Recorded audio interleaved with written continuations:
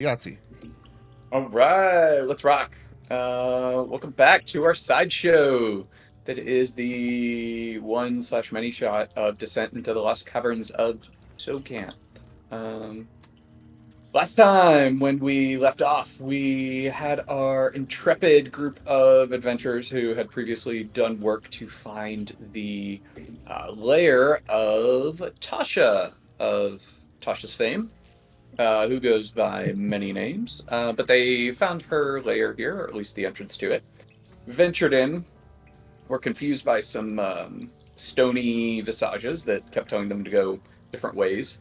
Eventually, they found some little earthen peck buddies that were busy working on some murals, but did not take kindly to our little goblin friend, Nebraska, smudging some of the murals up, but they did give some helpful advice for going around the cavern. And then they made their way through a little forest of glowing and certainly magical mushrooms, the spores of which were um, floating through the air and pinging wildly on the detect magic that someone had up. I don't remember who.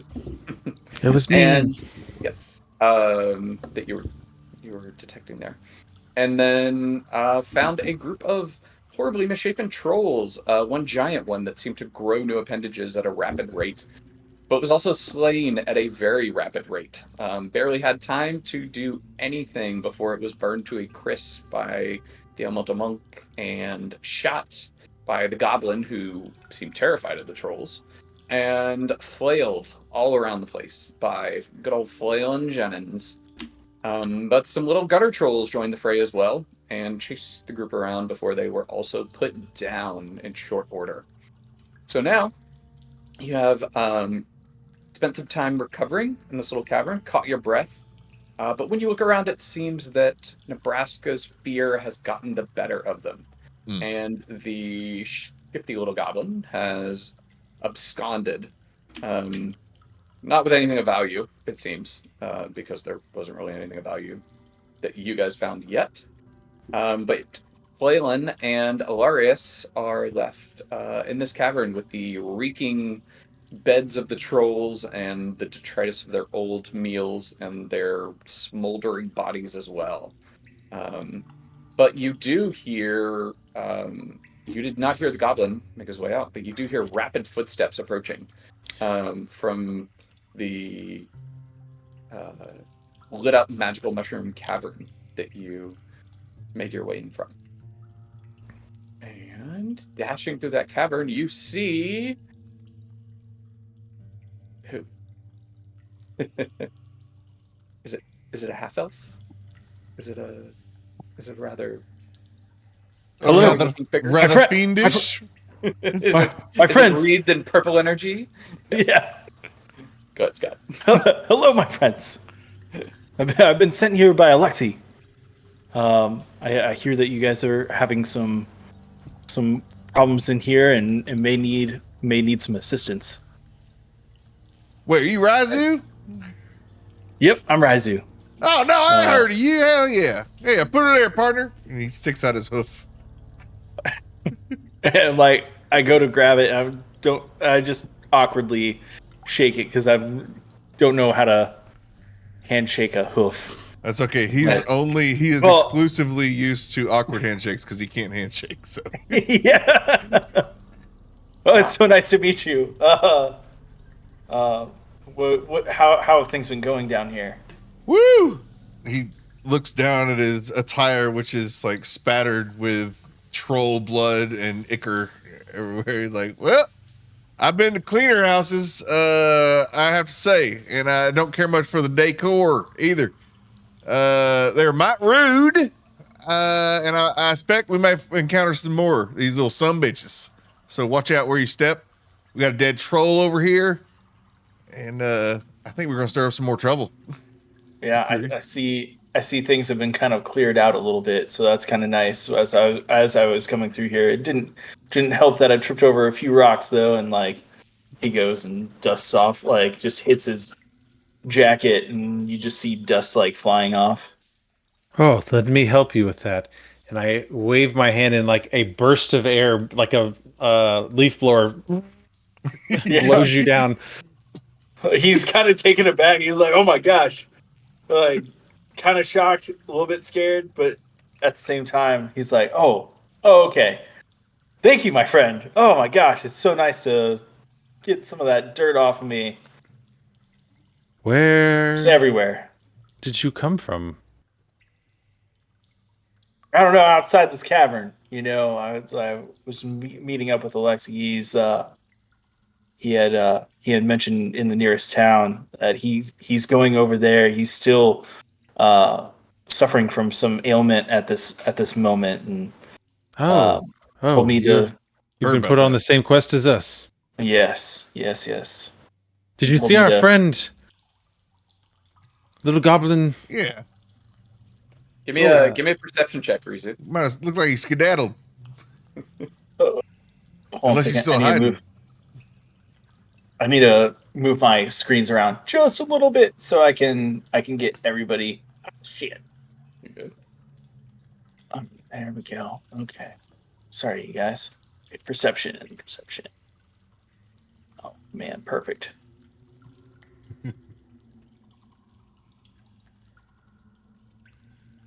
I know what Nebraska is. Did that come through yet? Oh, it did. Yeah. Yeah, There we go. 12. Yep. Let's see. I know Nebraska had a pretty decent mod, so All right, no, you did not notice any little ski-daddling goblin.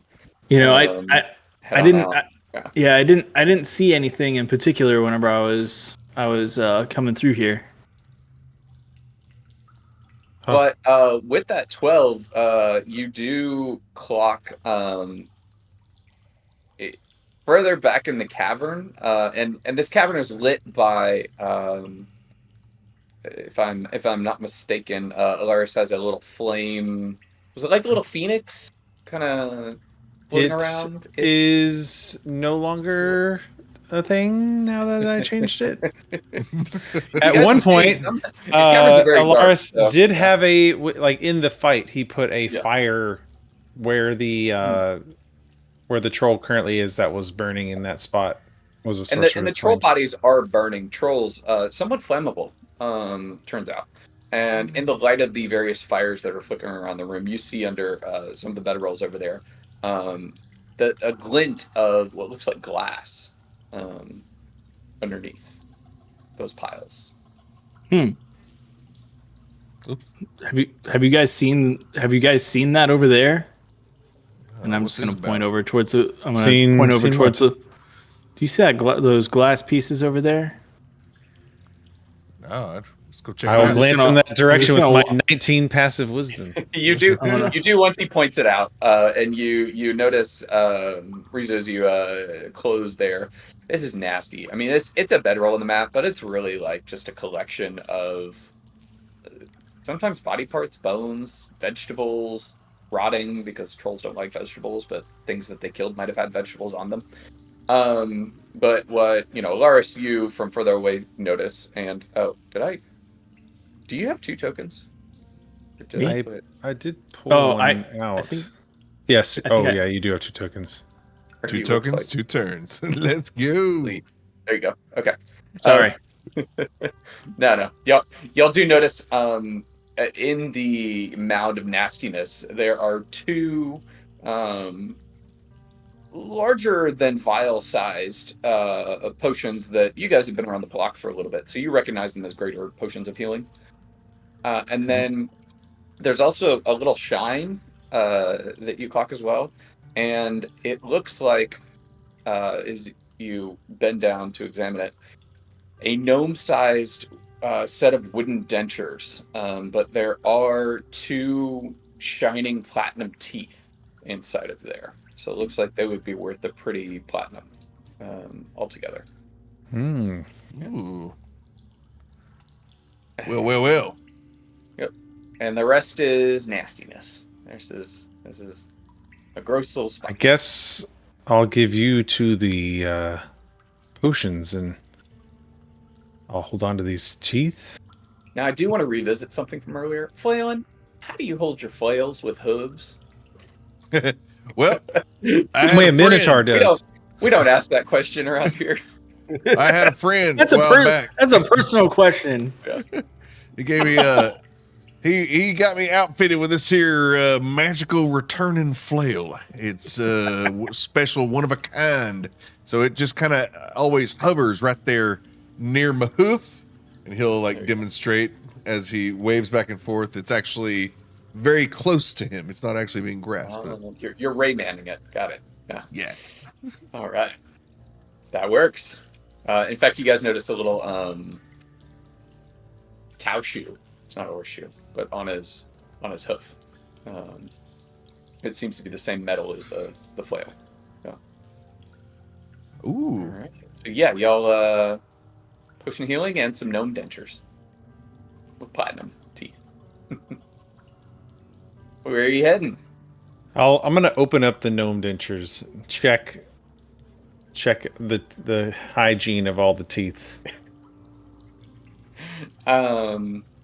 It's pretty decent. You know what? And now that you're here with your passive perception, you see that a lot of the rotting vegetation, it looks like the trolls must have caught some gnome that just had a ton of fibrous vegetables in his pack, because there's a lot around there, and a few have bite marks that match the dentures. And yeah, it's actually really nice. Okay. This could be useful. Yeah. We could use this. They look like they might be a little small for your mouth, but definitely way too small. No, not for teeth anymore. That is its past life. It is being reincarnated as something new here. You'll hear a shout from down the cavern. I've seen that. Those would have fit perfect. I'd have loved those. And then a small scurry of Nebraska feet. Yeah. What the hell? Oh, Nebraska feet. Okay. Wait, Nebraska, come back. No. And then you hear no more. Well, all right. Yeah, you guys have, y'all have killed some trolls, looted a little bit. Where else y'all heading? I'm going to go over to the troll. Okay. Slice off his big toe. All right.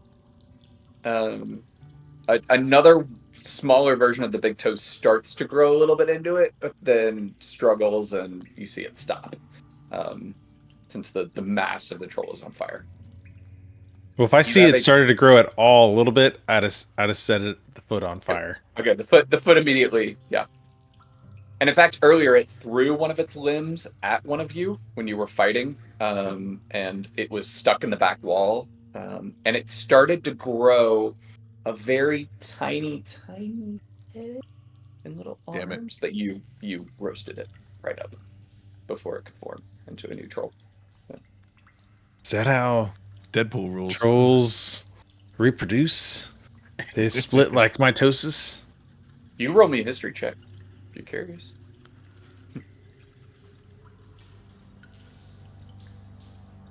I do not. Oh, I actually am.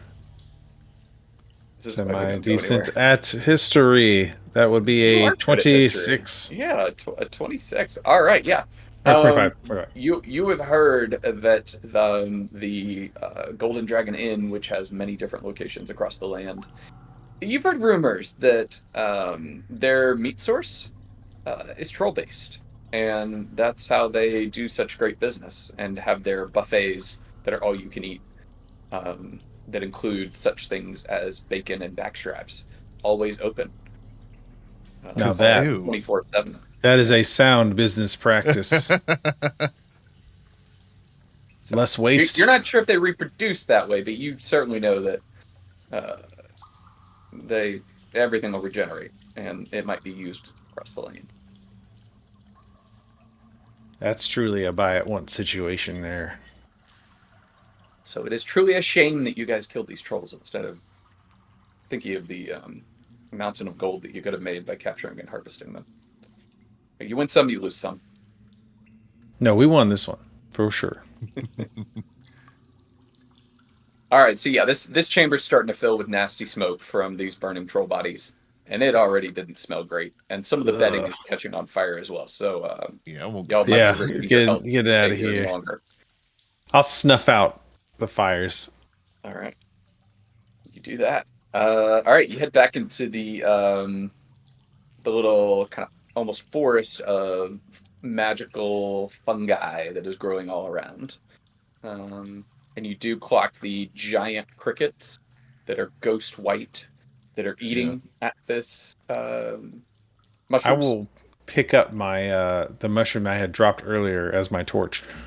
Yes, yes. And there were some of them. I know, Flaylin, you had spread some goop all over your shield to give it light as well. Right. Oh yeah. So, yep.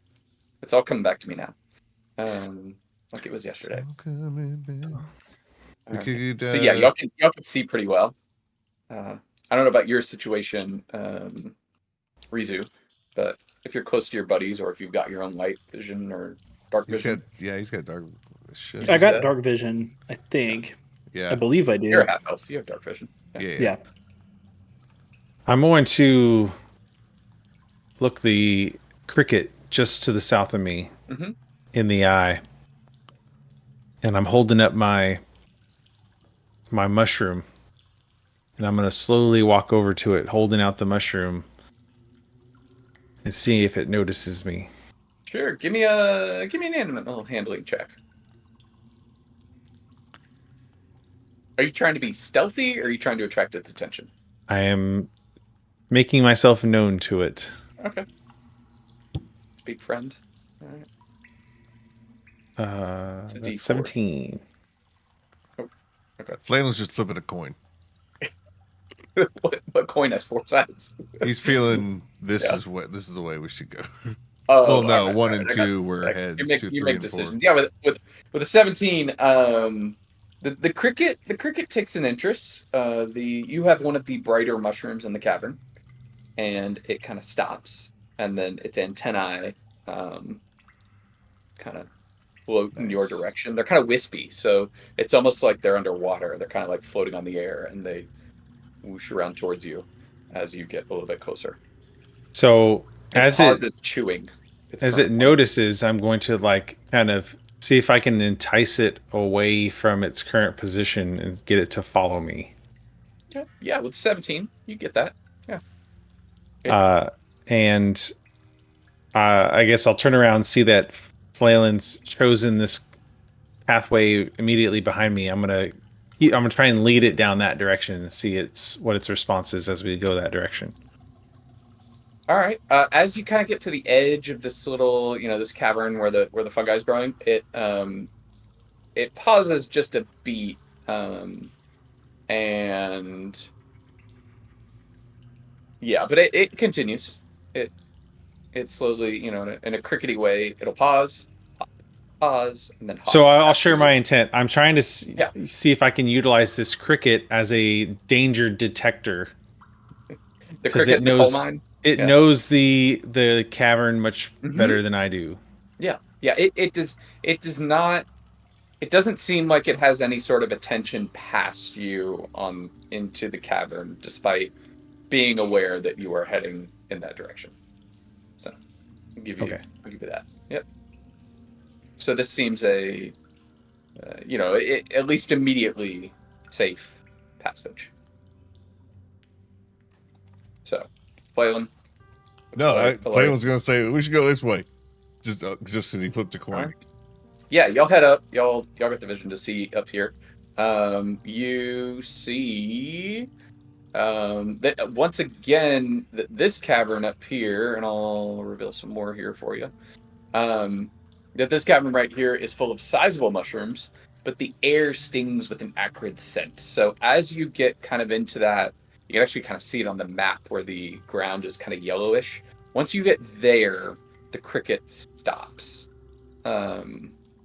Right about like here-ish. Okay. That spot. And it stops, and it's right when you clock this acrid scent as well. Slime and sickly yellow, green, and orange shades blankets most of the fungi, as well as the walls and ceiling. The back of the cave, you don't see it, so I'm going to stop reading. But yes, it's similar mushrooms, but they're just coated in slime of all sorts. So whether that is a feature of the mushroom or something else, you're not quite sure of. So is it in the air or is it like a slime on the ground? It is like a layer that's coating everything. It's not like a blob that is a I'd like sentient to. slime that's attacking you or anything. Can I hit a spot with some fire? See Yeah, if sure. anything happens. Yeah. Roll me an attack. Or you're just trying. I'm shooting at the ground. Got it. Yeah. It kind of fizzles because the slime seems kind of moist, but there is no like reaction. Okay. There. Yeah. It's a little curious, don't you think? I turn around and look at our new friend.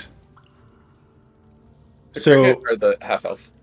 So I'm gonna actually try chill touch and like just have like a illusion of a hand kind of like go up and like try to like touch these like mushrooms and like freeze them and see if that has a different effect than the fire. Okay. Chill touch does necrotic damage, but I get what you're going for. Yeah. Oh, yeah. Yep.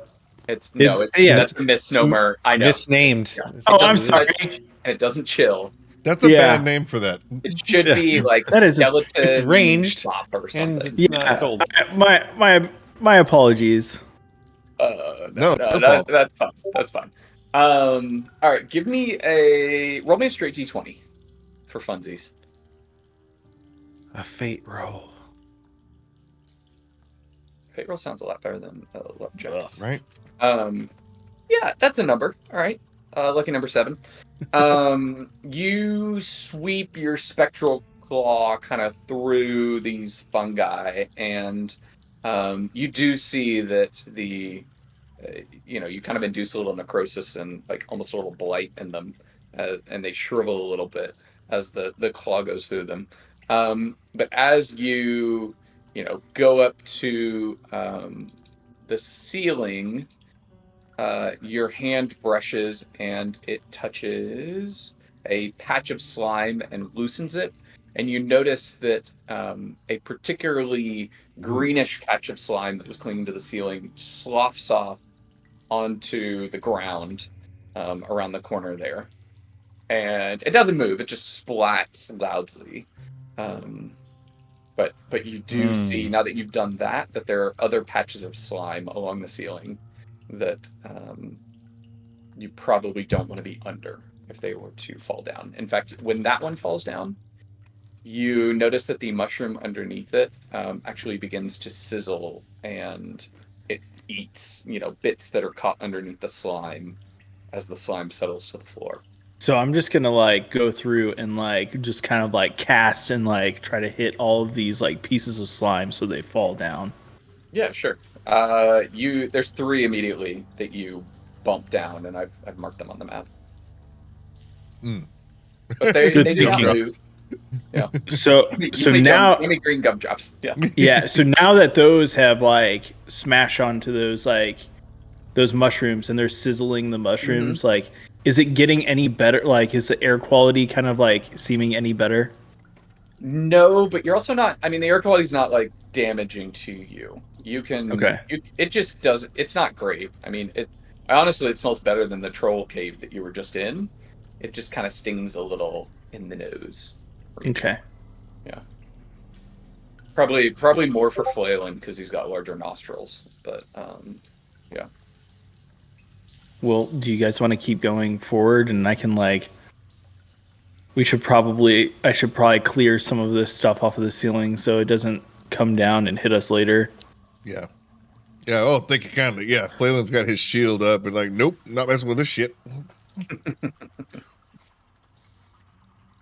All right. Or we could choose another cavern. I think we figured this one out. Let's proceed. No reason to figure it out. All right. Well, let's reveal the cavern. Pick a direction. Which way are you going? Oh, and also, not that it really mattered, but like Flaylin's cautious, so he's got his shield up and he's like he has the flail in like a slow, what's it called, twirl, like Yeah. ready, like Yeah. when Thor's like winding up. Like you're trying Are to they lasso. Gotcha. Yeah. Are they Yep. like those like yeah, three? like in neutral. When they got it in neutral, the lasso. Perfect. He's not flying, and but it's Not quite still. Yeah. Are you doing this with your hoof hand? Yeah. Don't worry about Okay. it. Yeah. Don't worry about it. Hey man, it's cool. It's very, very dexterous hoofs. Right. All Cartoon right. logic. Yeah. Which way are you going though? Which direction? Peppa Pig logic. I think we should go to the right. Right sounds good. All right. Move yourselves. Right is right. Yeah. You go by the two sizzling patches of green slime on the ground. And you see that this just continues around. You don't see any more of it around until you round the corner, Flailin, here, and you figure, oh, there's probably a roundabout because you see the other side of the cavern over there. Okay. But you do notice that all around hold on. Do we need to do another look at the ceiling? Yeah, you notice some as you look at the ceiling. Let me just add them to the As perceptive. rat map. Yeah, you will notice them all, and ignore the thing behind the curtain for just a second, and then it goes away to the GM layer, and then you got a token. Okay, so there's a few things right here. So what you see in the back of the cavern, it's actually mostly free of fungus except for some greenish slime on the ceiling. And underneath is a black cloaked figure that is motionless and wedged into a crack in the wall. And it is wedged in a very unnatural way that leads you to believe that it's probably not alive. When you say figure, do you mean a creature or a thing? It looks about the same proportions as your buddy Rizu here. It looks kind of elfish. That kind of Like which corner here? A black cloaked elf body that is folded up into a crease in the wall. But you do notice that it has a glinting silver blade that is sitting on the floor right by it. But all around it on the ceiling are these same slimes.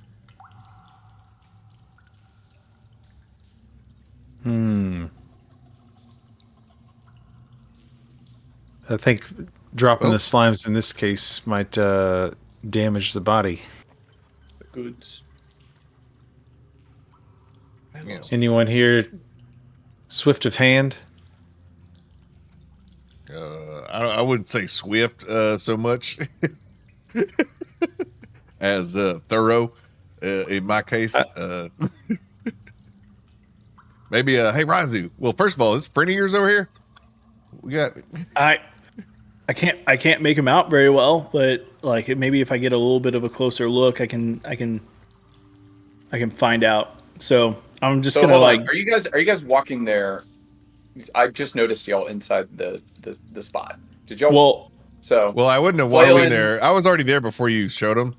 So, I thought you were. I thought we were talking about over here. Those are there, and would you walk under them? No, if I saw them, I wouldn't go there. Like they weren't I thought there. Those are the ones there. that we had already like cleared out. No, I mean, I would drop. I would at least. Yeah. I would at least drop this one right here, so I could jump over it. Okay. That one has dropped to the ground. Okay. I mean, if you want me to keep it, we can take some. I mean, it's fun. Whatever. Yeah, and then I'm just gonna jump over it. Sure, you can jump. It's easy to jump. I don't know how I did that, but I stuck you on the. Oh, okay, never mind. Yeah, don't worry about it.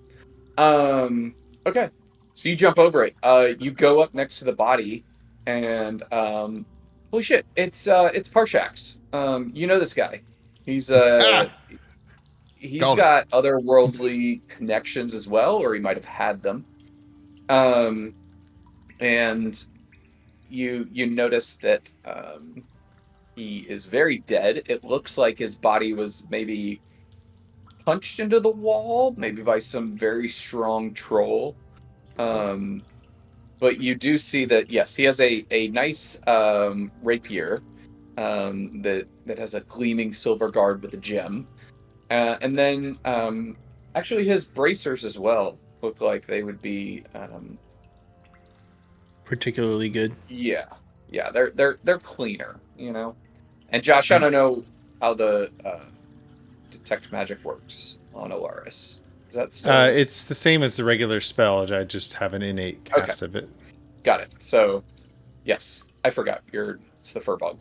Furbolg. Yep, Furbolg. So that's been long gone. But yeah, you definitely clock that these bracers are. You guys have been around the block. You know something special when you see them.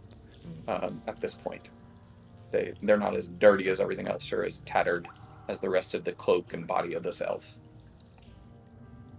Well, y'all, I do know this guy.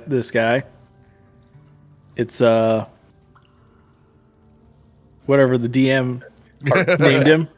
That Harshnag. Yeah, One of my dear friends. Yeah, one of my friends that I've Hashtag. seen in like throughout the towns and stuff like that. You've known he's done some bounty hunting, but Yeah. you're not sure how he ended up in here.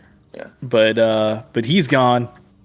So I've got a couple of things like that could potentially help us in the future off of them. What are these are the bracers like? Are they leather bracers? Yeah, Or- yeah. You slide him off his broken and battered hands, and they hum with potential, and they feel kind of solid. Okay. More so than they look. They're actually kind of a light leather with like a golden filigree on top of it, but they feel like they're a lot thicker than they actually are. Plus me an Arcana check. While that's happening, Corey, did you get an arm yet for the mic? I had one, but I don't have anywhere on my desk to put it. Is it too far from my face? It's like it's far. it's okay. Yeah. I was gonna say, like, didn't you get a mic? No.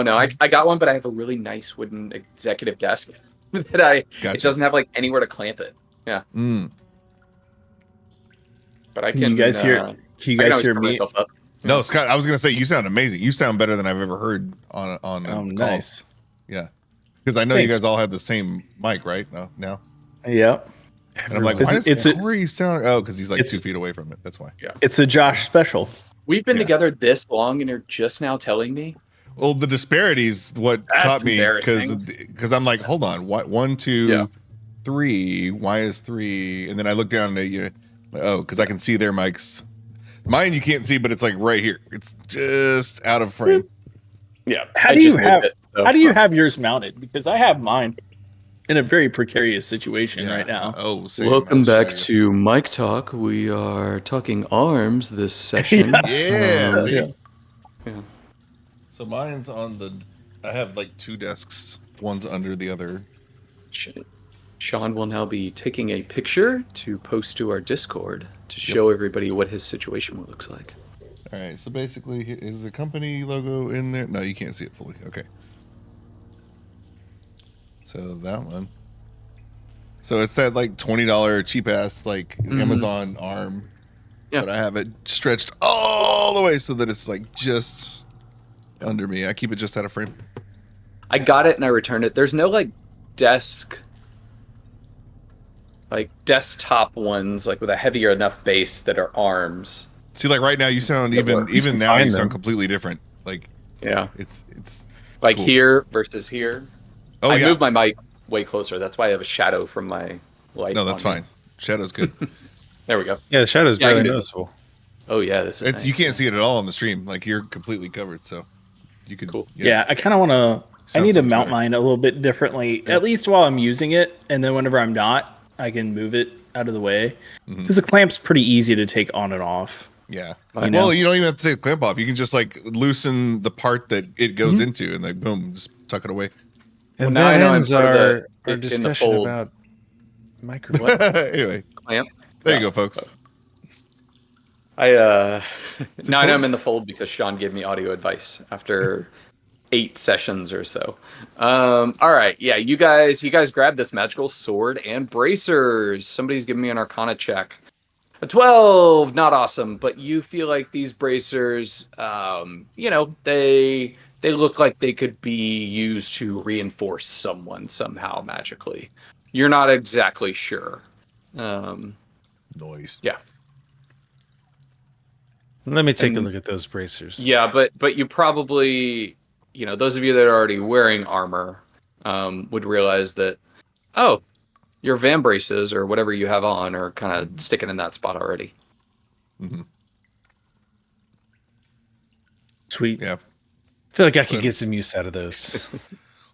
I'll toss them over to you.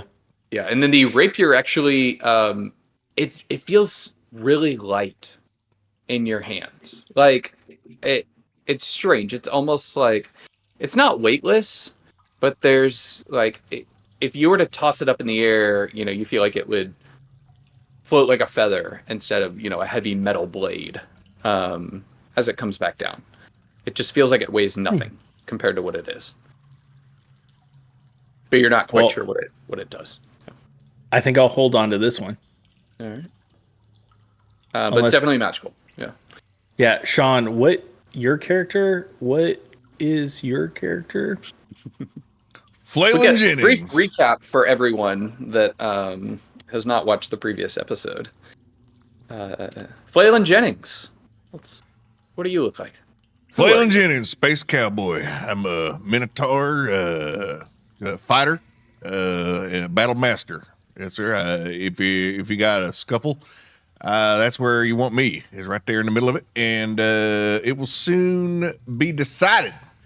I'm here to support my friends, find some coin, so I can continue my lifestyle of finding the next salt lick and pretty lady cows. The next salt lick. Love it. All right, and then Laris. Yes, Hilarious Wind Flame is a Furbolg who had a chance encounter with a phoenix who endowed upon him the skills of immense flame, and also has a gift for air talents as well.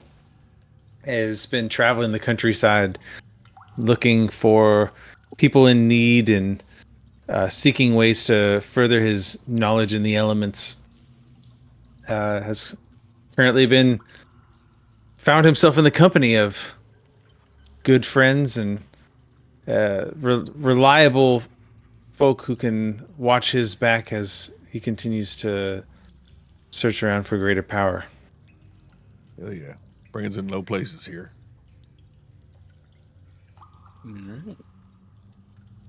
Tweet. And we never really got a good description of our buddy Rizu here.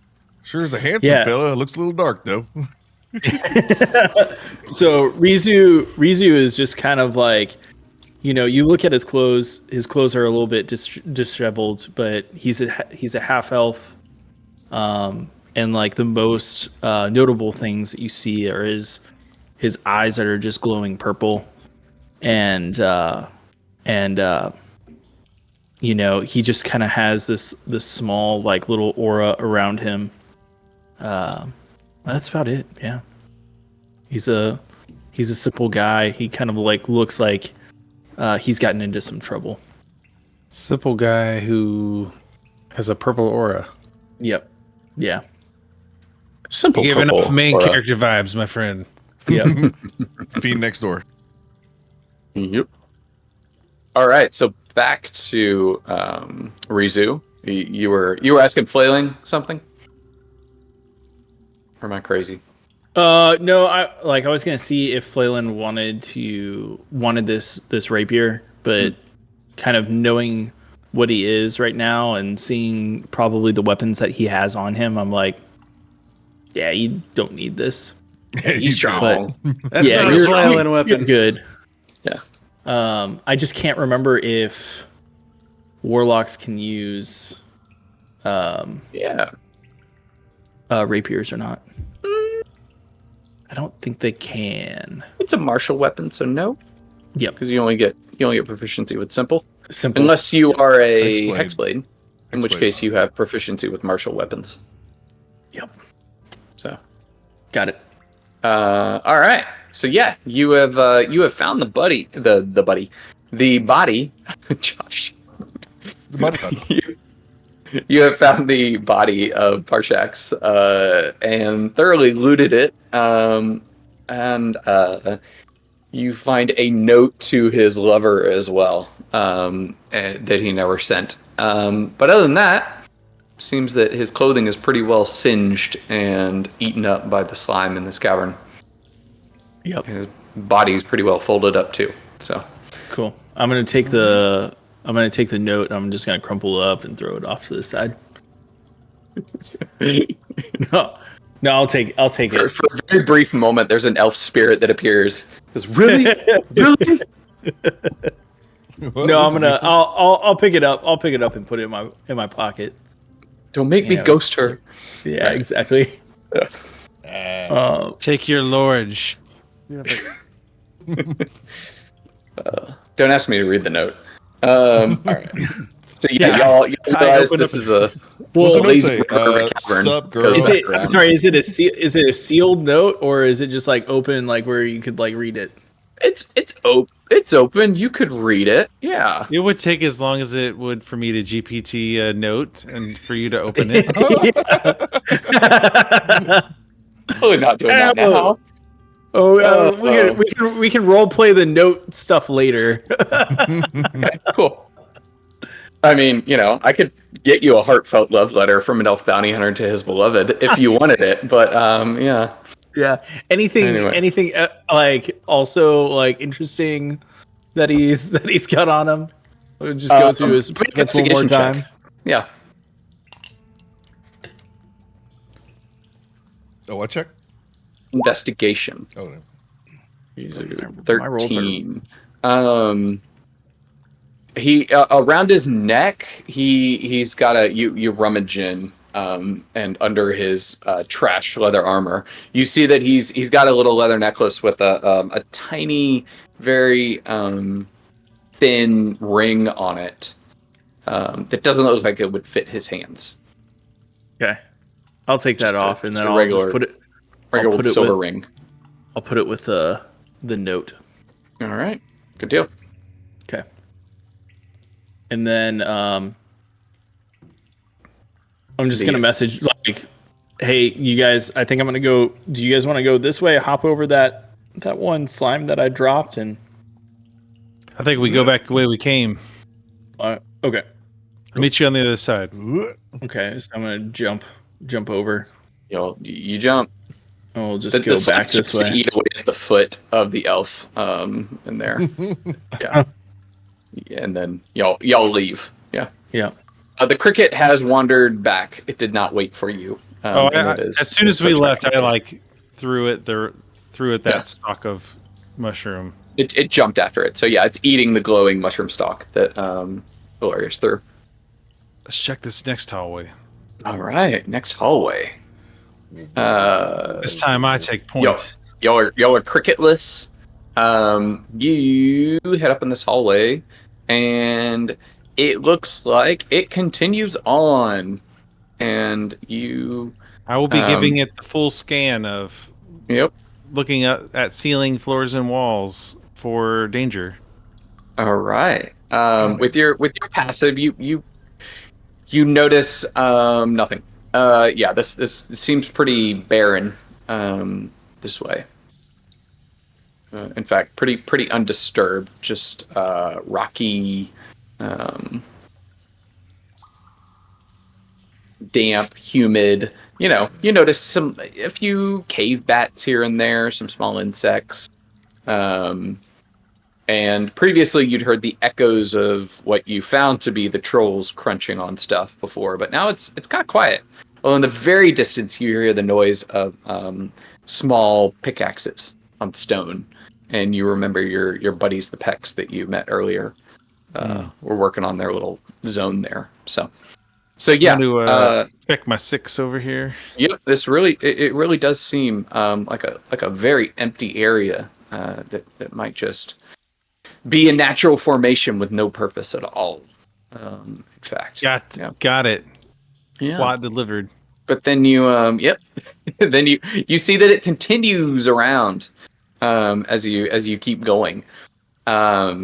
And with your passive, as you near this corner, you actually you hear something that is a little bit different from the clink of the pickaxes that you heard before, and it's almost like a little tap tap tap tap tap tap. It's more rapid and a little softer sounding than the pickaxes, and it sounds like it might be getting closer. Yeah, and with that, a little puff of air pushes Jennings back a millimeter. Hold on, do you hear that? Jennings did not, in fact, hear that. Hear what? Yeah. The sound. Sounded like lots of little tappings. I don't think so. You think you hear something, but it sounds kind of like metallic tapping. You don't hear like a soft sort of, the thing that he's describing. I was just gonna say, no, I don't care for jazz myself. Yeah. No, it sounds like something's up ahead. Oh, okay. Oh.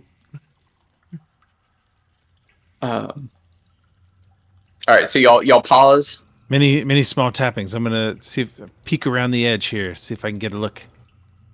All right, you peek around the edge and you see coming, walking rapidly down the hallway, a small creature that is wearing a little robe, has a little red kind of fez on, but is very dark, almost obsidian otherwise, with red eyes and a big, almost grinning, sharp teeth.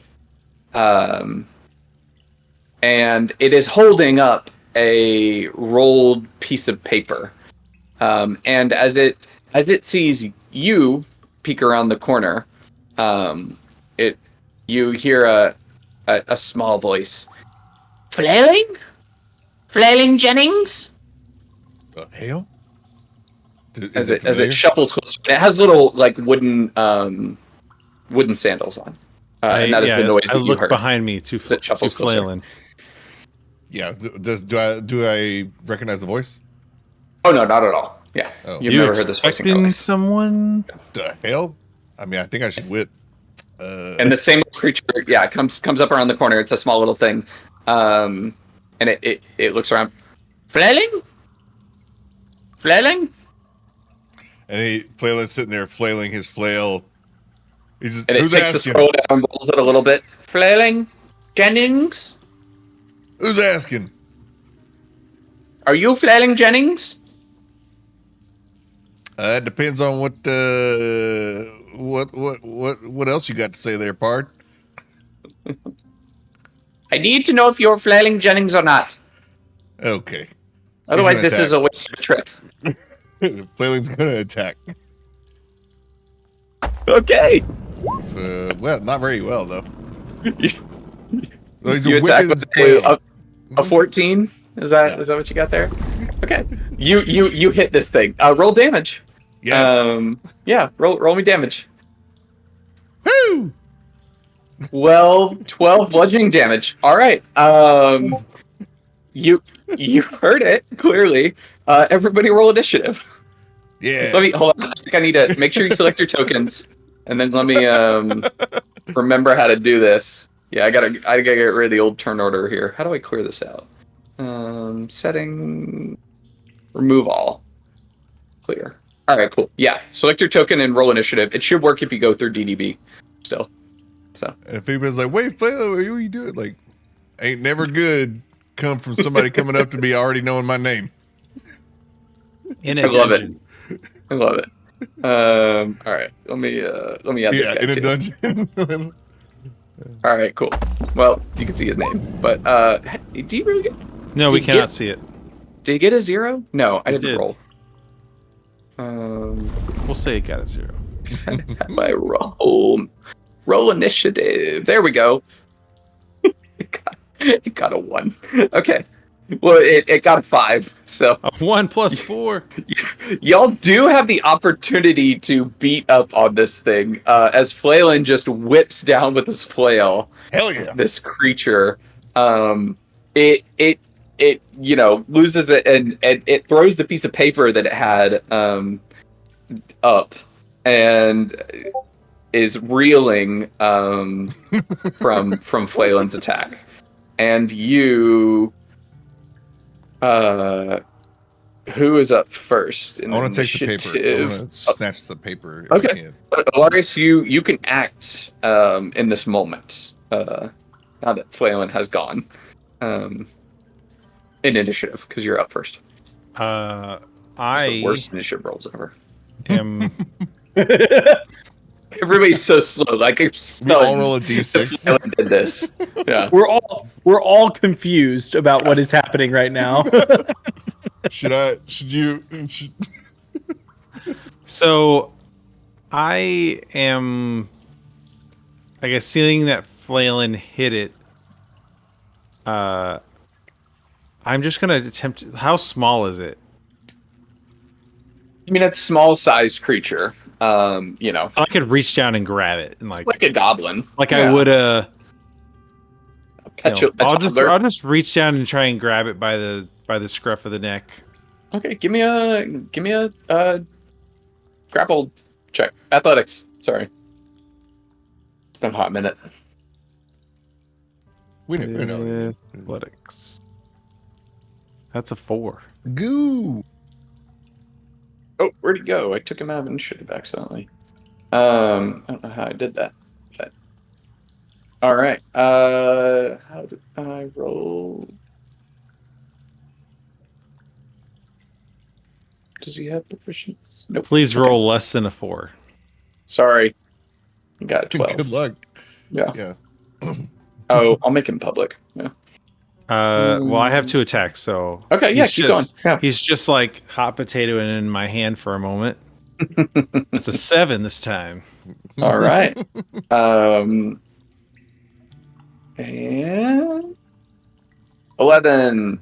All right. So. Continuing to hot potato in my. So I'm standing right behind him. Come here, you little rascal! Just grabbing him. That's my turn. All right. So he had a 4. He had a 5. Yeah, 5. Okay. Sorry. All right. So you try and grab it. Hands off me! Hands off me! I am an officer of the magistrate. He says, as you try and juggle him around. And then Flailin, or wait, hold on. You tied. How do we resolve a tie? What's your dex mod, Flailin? Yeah, dex mod. 2. I'm gonna assume it's less than a +4. Okay, cool. So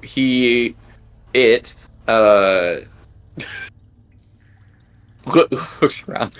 This is ridiculous. And it will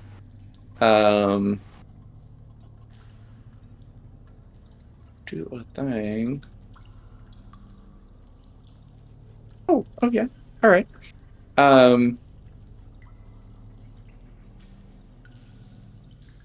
Yeah. And it says bailiff, and it calls out, and you see that it begins to and you particularly resume notice that it looks like it is summoning up something through a spell of some sort. So I don't know if you want to do anything about that, but yeah. It looks like it is calling for a bailiff. I mean, yeah, I'll try to stop him. Now hold on, Pard. Well, What are you trying to? I was asking Rizu because he has counterspell. That was the only reason I was asking. Yeah. I mean, I'm not gonna use it in this particular case. Yeah, no. Okay. Yeah, I want to keep that for a little. Yeah. Okay. All right. And you see that it Oh, you know what? Yeah, you know what? I did a thing wrong. Well, we'll keep it. We'll keep it. This is fun. Okay. All right. Well,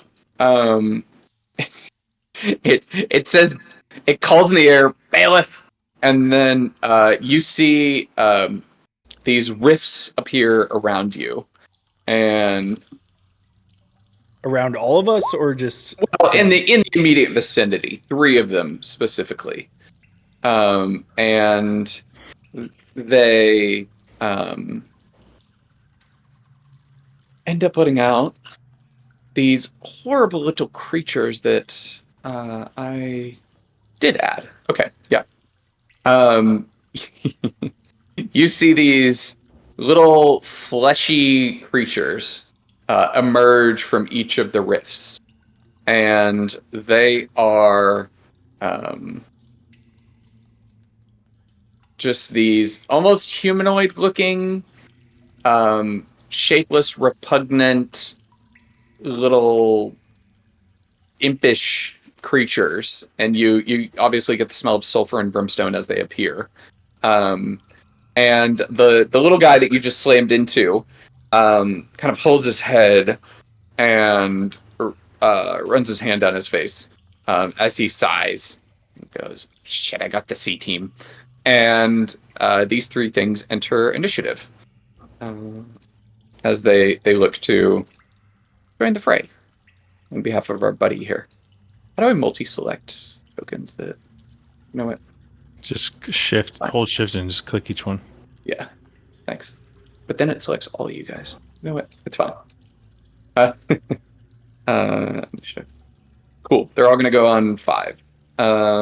Which is next? So Flailin, this little guy who Alaris tried to grab and then just brought in some little gross buddies that he called bailiffs, but also the C team, is actually going to also try and run away. So you 2 can take opportunity attacks as he goes to run around and away. who's? So. Oh, he's Alaris and okay. Flailin would be Got it. in range. Oops. Yep. Yes, token huge. It's an 11. An 11 does not hit. A 22 certainly hits. All right, you deal 10 damage to this guy. Actually not looking as hurt as you would expect a small creature like this to after beating him with a flail twice. And it does run a little bit down the hallway. Small creatures are weird. There you go. All right.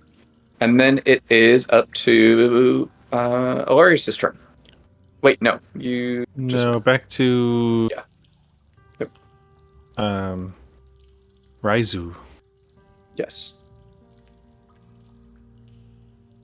Okay. I'm gonna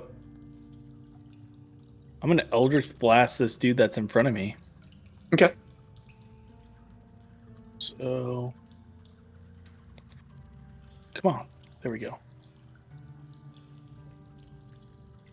Is it gonna roll? I don't see it.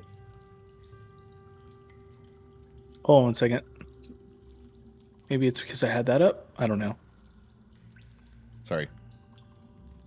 When did I take my turn? Yeah, I messed up the order. Flailin should actually be in the middle of there. Oh, yeah. That's right. Sorry. Yeah, we did mess that up. Me and Roll20 aren't friends. Okay, yeah, Flailin, you're up. Yeah. Okay, I got left. So seeing that little guy move, he's gonna be like, "Oh hell no, you back here!"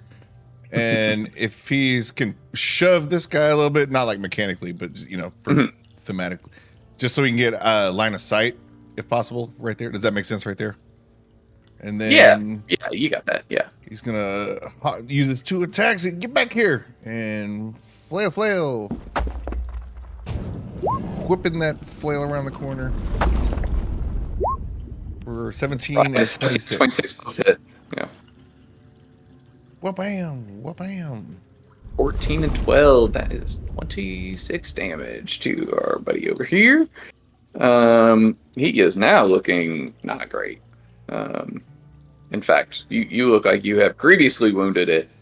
Yeah. It's leaking some sort of black ichor on the floor. Or splattered on the wall in this case. As the flail whips and whips into it. And I mean, might as well. I'm gonna go for gold here. He's gonna action surge. And we're gonna go again. I'm gonna actually hold on, let me measure this. I'll try to do my cool thing. Not quite. I don't have 20 feet. So that's fine. I'll just attack again, use my attacks. So you guys see like this thing like boom, boom, boom, like shoot. Whenever in game, whenever Captain America and Thor like going back and forth between trading off Mjolnir and whip. So that effectively like a one-man show or one-man flail. For 21 and 26. Alaris is like trying to stand up as all these flails come flying in front of his face.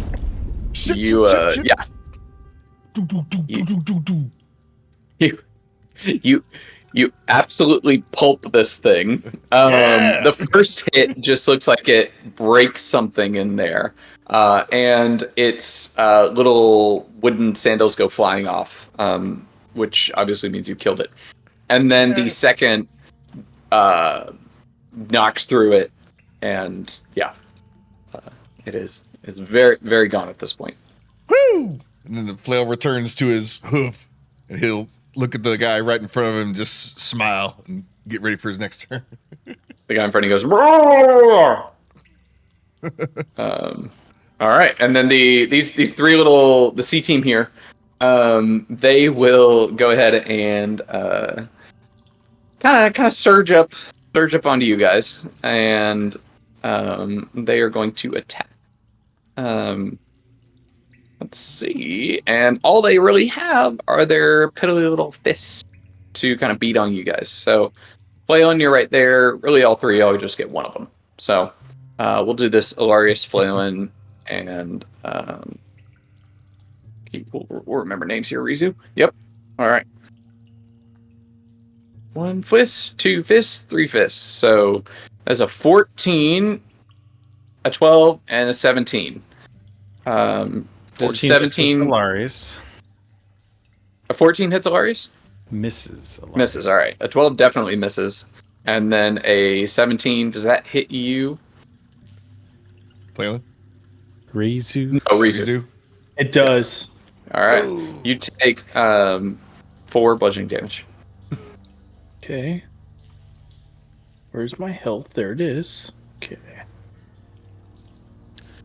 These guys seem more like speed bumps than something that the little guy wanted to come help him. Now you're thematic retaliation. All right. Yep. Now it's your turn. Rizu. Okay. So I'm trying to get this.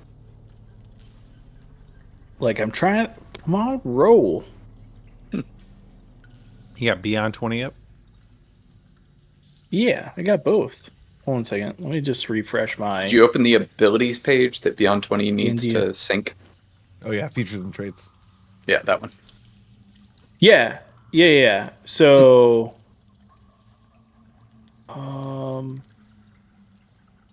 I didn't do it. I did it from the spell location. That should be fine. Mm-hmm. So if I go to spells, I mean, if you know your modifiers, you can just do d20 Yeah. plus the mod and roll 20.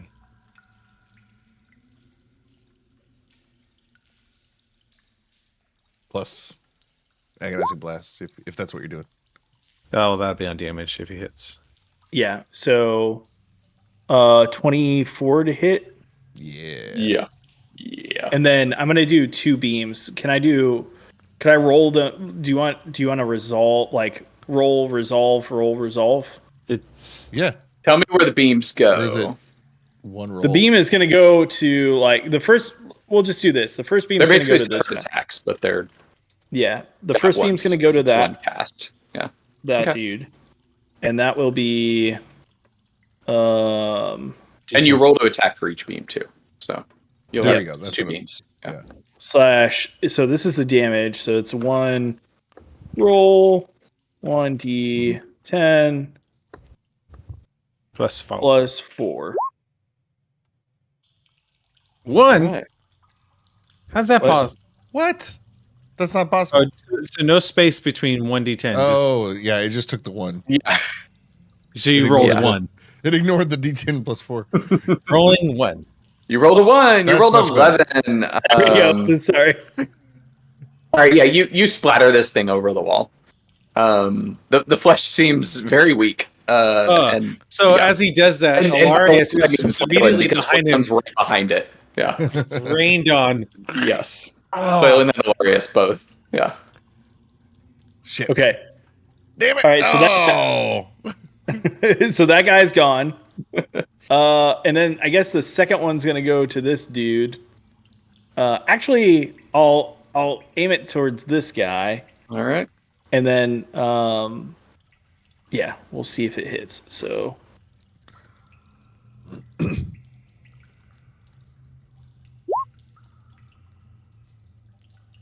That would hit, except you rolled a 1. So you don't want to hit Flailin as he kind of rears up, as the gore splashes all over him, and so you just right on past him and the fleshy creature beyond him. got it. What do your Eldritch Blasts look like? This is our first blast. Let's see here. Hold on a second. I just want to look. Yeah, so it kind of looks like Emperor Palpatine's kind of like lightning, purple lightning. cool. So when that first one goes, when when Samuel Jackson's getting like electrocuted, you can kind of like see his like bones and stuff like that. Yeah. Well, I do that, and I put a little bit too much into the dude, and he just pops. Yeah.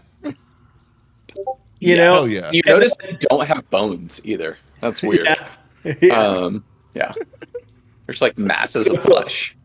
So I was just a little bit weirded out by that, and then I go to do the other, get the other guy, and All right.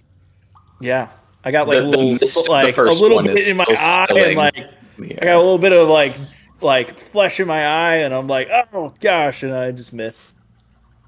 So yeah. All right. Hilarious. The mist of this thing is floating through the air. That was destroyed. After the, I just get smattered with gore. Oh god! Oh. Watch the crossfire!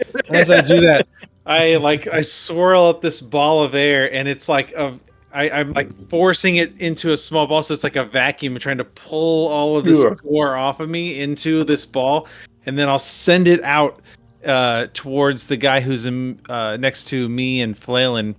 Okay. With my elemental airstrike, 28 to hit. A 28 might hit. For 8 bludgeoning damage on my first attack.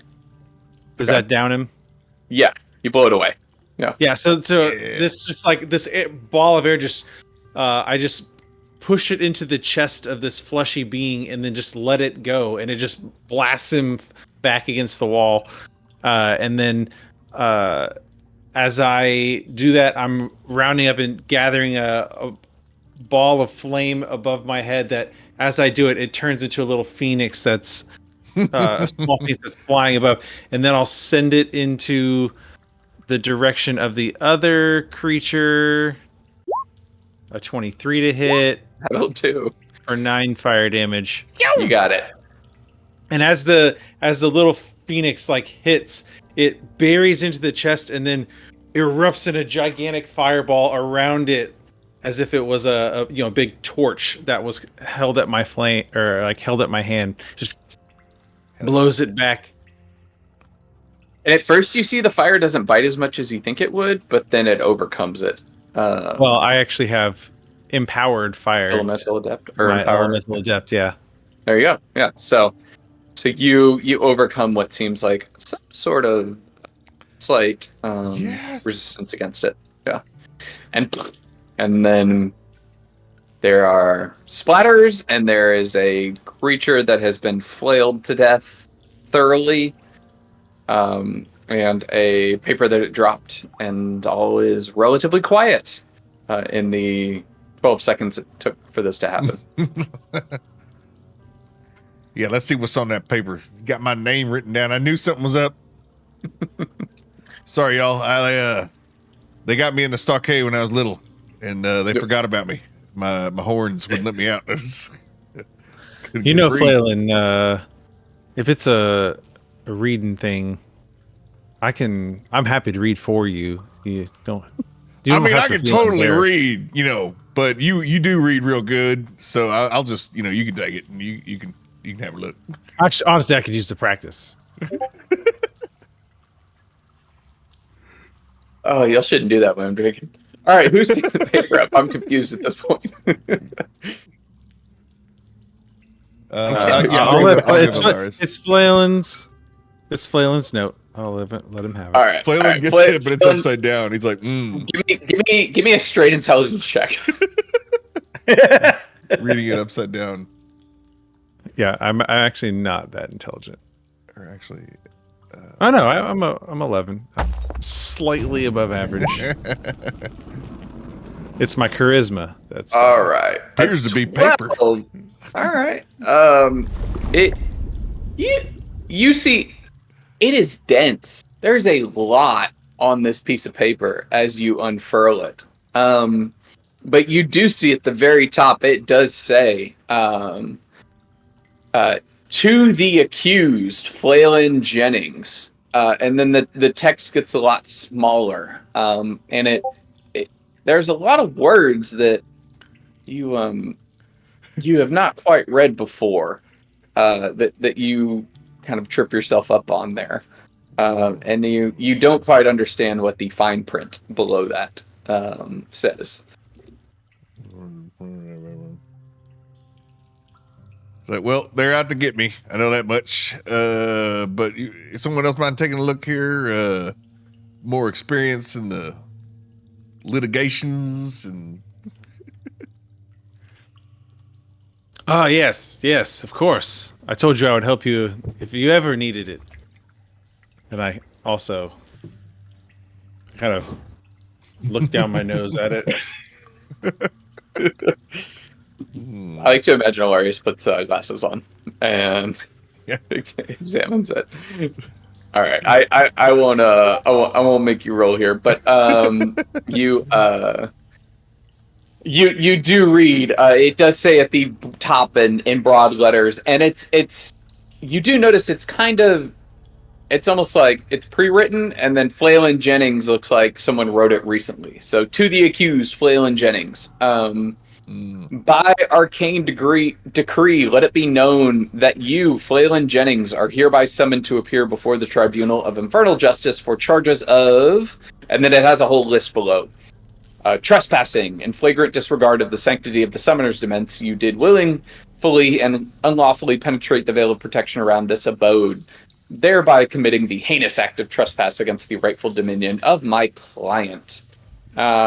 And then next to client, it has parentheses, and it does say Igwilv, the Witch Queen. And the next charge, assault and battery with reckless abandon and malice aforethought. You did assail the servants of my esteemed client, thereby committing acts of physical aggression and assault, warranting redress and vindication under the auspices of the law. This continues for quite a while. Flaylin's just gonna grab it and he's gonna put it in the corner, and then he's gonna get down on all fours like an actual bull, and then start pissing on it. And it's one of those like 90-second pisses. It's like, when's he gonna stop? Give me real quick. Let me find a thing here for a second. Okay. As you are examining this and reading it, give me an investigation check. Hilarious. Okay. As I'm reading it, I do want to call out to the ether that I am a sovereign citizen of this Faerun. Not tell me anywhere that I cannot be. I will go while I travel. So, Flip, I am auditing my Second Amendment rights here. It also includes charges of disturbing the peace and endangerment. Through your reckless actions, you have endangered the well-being of the denizens, and it says see Article A, and there's PECs listed under there, and then trolls. Like it lists a few different things, and then but Flailin grabs it, and as you do, and you head to the corner to do your business. I need. Let's see. Let's pick a corner. There's a corner there. That's fine. Oh, okay. So. Oh, let me give you your modesty. I'll step away. Step away about 35, 40 feet. You don't step away far enough. So I do need a save from Flailin and from Alarius. It is going to be a. Let me figure this out. I kind of half expected it. It's still going to do it. Yep. I do need a dexterity saving throw from both of you. And in fact, our your buddy there that came in a little bit late, Rizu sees this happen as well, let's see the saves first. Okay, Flailin, a 7. Okay. Yes. At a 16. Okay, cool. So Flailin's right above this thing. And yeah, Alarius, you're going to take no damage. You, however you do that, I'd like to hear in a second. But you guys both see from afar as Flailin squats over this paper that there is a previously unseen glyph at the bottom of it that lights up with a crimson script. And then immediately the paper bursts into flame as essentially a fireball spreads out from it right up onto Flailing, and then out through this little cavern here, through 20 feet, and that does 21 fire damage to the back of Flailing. And I feel like I should give you disadvantage on that save, but you already failed it. So, and then this fire is headed towards you, Alarius. So, how do you avoid all of it? So I am like initially walking away from Flailin, trying to not look in his direction. But then I hear the burst of flame, and I look over my shoulder, and as I see the flames approaching me, I use my elemental affinity for fire and just simply gesture the flame, and it just erupts around me. But it's a little cone. Just brush it to the side. You make it look easy. And then right before Rizu there, it whoops and peters out, and you just get a warm air wash over you. But Flailing is thoroughly singed after this. Woo! Oh. Normally when my piss burns, it's from the inside out. Oh, Lord. Flailin, what did you do? What is going on? What we drink in that tavern? I don't know. But hey, plus side, my piss is explosive. That's what. Well, So if we next can just time you whip weaponize it this, out, make sure I'm not in the room. we get Right. tell you, once I get eyes on this witch queen, I'm gonna give her a hair too. We'll see if it's exploding piss and see how she likes that.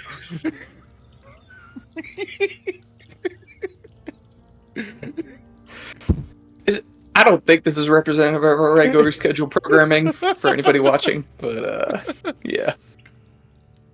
I want to take Lord. I want to see if I can search this little person's person for anything in additional. Whoa. No, I'm just kidding. Give me a religion check while you're here. Religion. As you Because you search need through Jesus. this, No. buddy. That's a 7. Yeah. Okay. So you're still kind of confused about what this thing is, especially after it's been pulped. But it does not look, like any halfling or dwarf or anything that you've seen, and it is not an elemental creature of some sort. All right. So yeah, you search this little guy. He has a little kind of almost like a messenger bag type thing. And Little man purse. yeah, a little man person. And there's actually a few blank pieces of parchment in there and some vials of ink and writing tools. But you don't Like really... his size pieces of parchment? Yes, yeah. Well, similar to the size that Flayland just, or you two just went through. Yeah. And a few well-worn bookmarks, but they are not in any books. They're just like a collection at the bottom of his pouch. I take all of it. Okay.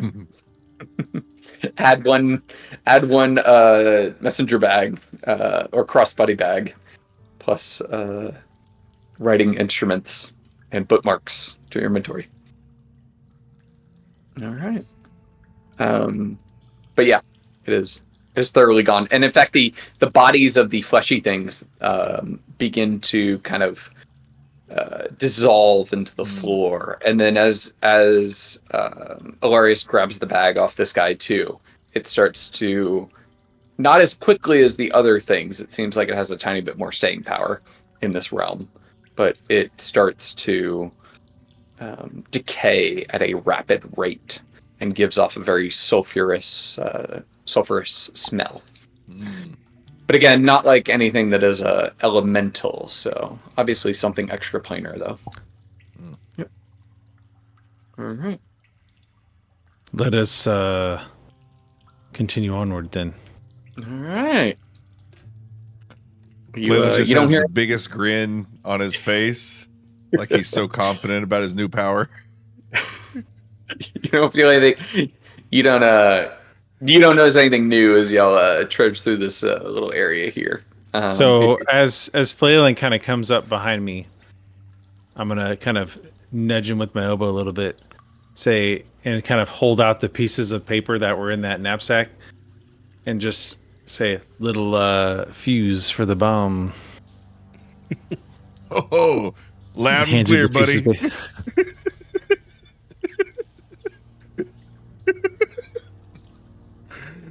No, he takes it for sure. He knows exactly what you mean. And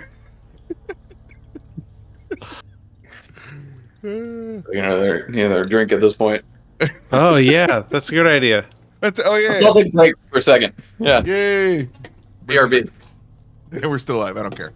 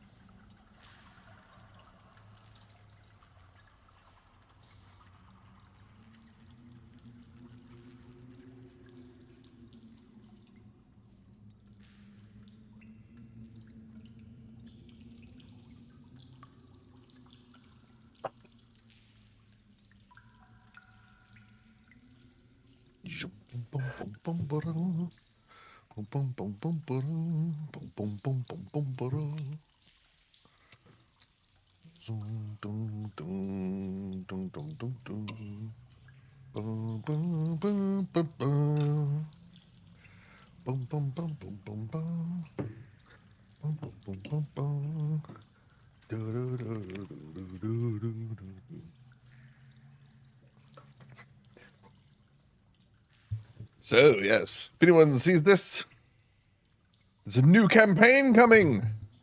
Another Daggerheart playtest, actual play, pirate themed, Wayward Knaves. It's being built right now. Should be ready in a few weeks. Thanks to Corey for running the descent into the lost cavern of Tsojcanth, which is that a Vecna thing? Let me see. Lost Cavern Tsojcanth. No? Yeah. Sup? Yeah. Is this from the Vecna book? Nah. It's What's from it is part of Quest from the Infinite Staircase, which does not come out until what day? Right. Come on, wizards, make your stuff easier to find. And yes, I did see MCDM Flea Mortals. I'm definitely going to get that one. Yeah.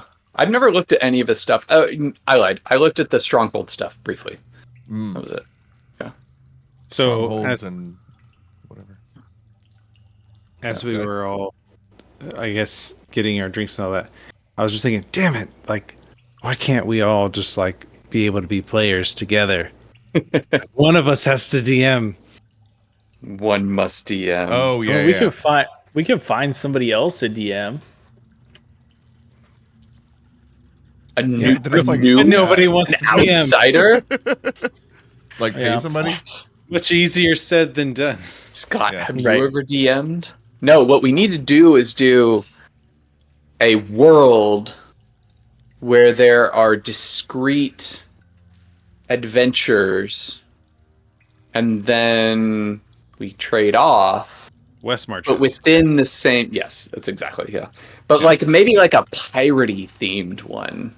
That would be awesome. mine? I would totally take Sean's new campaign style and allow us to like break it up with arcs where each person is 100%. kind of DMing. 100%. I'm really inspired by One Piece in a lot of ways. Like, oh yeah, I love how they're all isolated. It's very episodic in that the arcs are episodic. So like, yeah, there are 1,000, episodes, but like all those together, I don't know. There's the Water 7 arc. There's now they're in Skypiea. That's its own thing. So that's what I want these little campaigns to be like. They're mini campaigns. It's like, it's each a big island deal, is but its only own world. there. Right. Self-contained climate and topography Exactly. and everything. People. Bad guy characteristics. Yeah. Oh shit, I laughs. DM'd the Odyssey and now it's been 13 sessions. No, I'm just kidding. Yeah. No, I get it. Yeah. Flint's staying at home for this one. Yeah. But Flint, it makes sense because I want to build the world where it's like exactly like One Piece. Like everybody's doing what you're doing. You're like another set of adventurers out there. So like really nothing you do would be outlandish. So anything goes. I mean, we could work it out where like whoever volunteers to be the DM, their character for the other arcs gets like some sort of item or bonus. You are speaking. This is literally what I did on my play-by-post West Marches servers for years. And well, we also had downtime. Your character can still kind of feel we had like powerful real life downtime. Right. Yeah. Like we didn't. There were a few different iterations, but basically, like if you DM'd and you finished within a certain time period, so that stuff didn't last forever, the DM got like 50% of the character's experience. Just so it wasn't like. But people also had like different levels because they were going on different stuff. So, but there was like real time downtime. So we did like daily stuff, and then we tried out weekly stuff, and yeah, so that's a lot of what we did for the past like 7 years. I'm down for it. Let's do it. All right, cool. Although it is weird when you have the different level characters is weird because you might have like somebody died and I don't like that. The minimum level is like 3, and you have a third level character and a 10th level character, and they're in the same thing. So yeah, you kind of do get main characters by whoever survives to be, whatever. So, but yeah, we could figure it out. One thing I do like keep in touch. Upcoming pirate server. Yeah, that's what I was. When you guys were still on BioBreak, I was like, "Well, got a pirate campaign coming up. Everybody's still watching. Coming soon. It's in the cooker." What I was gonna say is, since I'm like new to Daggerheart DMing, well, I'm new to Daggerheart period, and like Scott and Jeremy, if they want to play, like we're all this is new. So what I was gonna say is like the co-DMing, like we've talked about before, but it kind of breaks the whole thing when you know the plot. It's like not fun for the the guy who's doing the player. So what I would be asking would be kind of like a co-op DM, so that when I lay out the narrative part of it, it'd be more like, I describe what this thing is doing to you, and you'd be like, oh shit, that's gonna be a blank save, or oh no, now we got like it to kind of put it in the player's hands a little bit. I mean, obviously, I don't know. Well, I'll think about it more. Well, let's get back to it. Yeah, no, I think to briefly, I mean, we do Daggerheart playtesting on the stream, so it's relevant. To briefly detour there, I think that they do structure a lot of like the saves can be, what you want, based on the relevant to your character reacting to what's happening, or the thing, like if you're restrained, it takes an action to break free, but you can pick the action. So like maybe I use my magic and I'm a water frog demon thing, and I use water to make myself really slick and slip out, and I use instinct because I spellcast with water, as opposed to like agility or finesse. Right.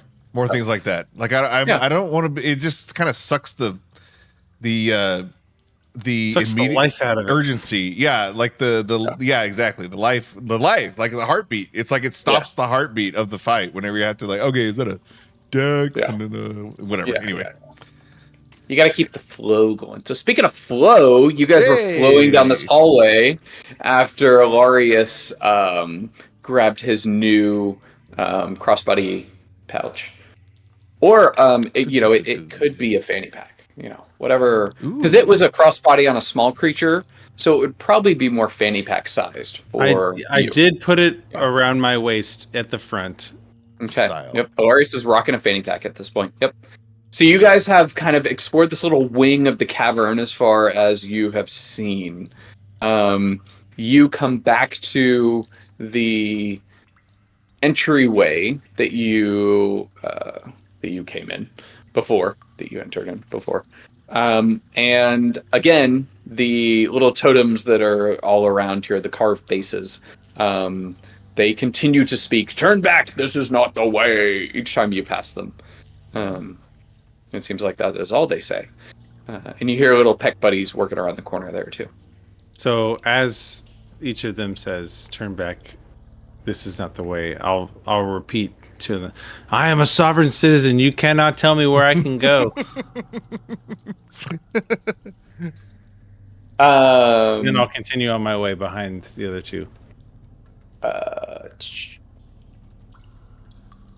Yes. Which way is that? Yeah. I think we go straight east. Yeah. Okay. Or no, sorry, west. Yep. Okay. Yeah, you do that. Cool. You proceed to head west, and you come to a crossroads.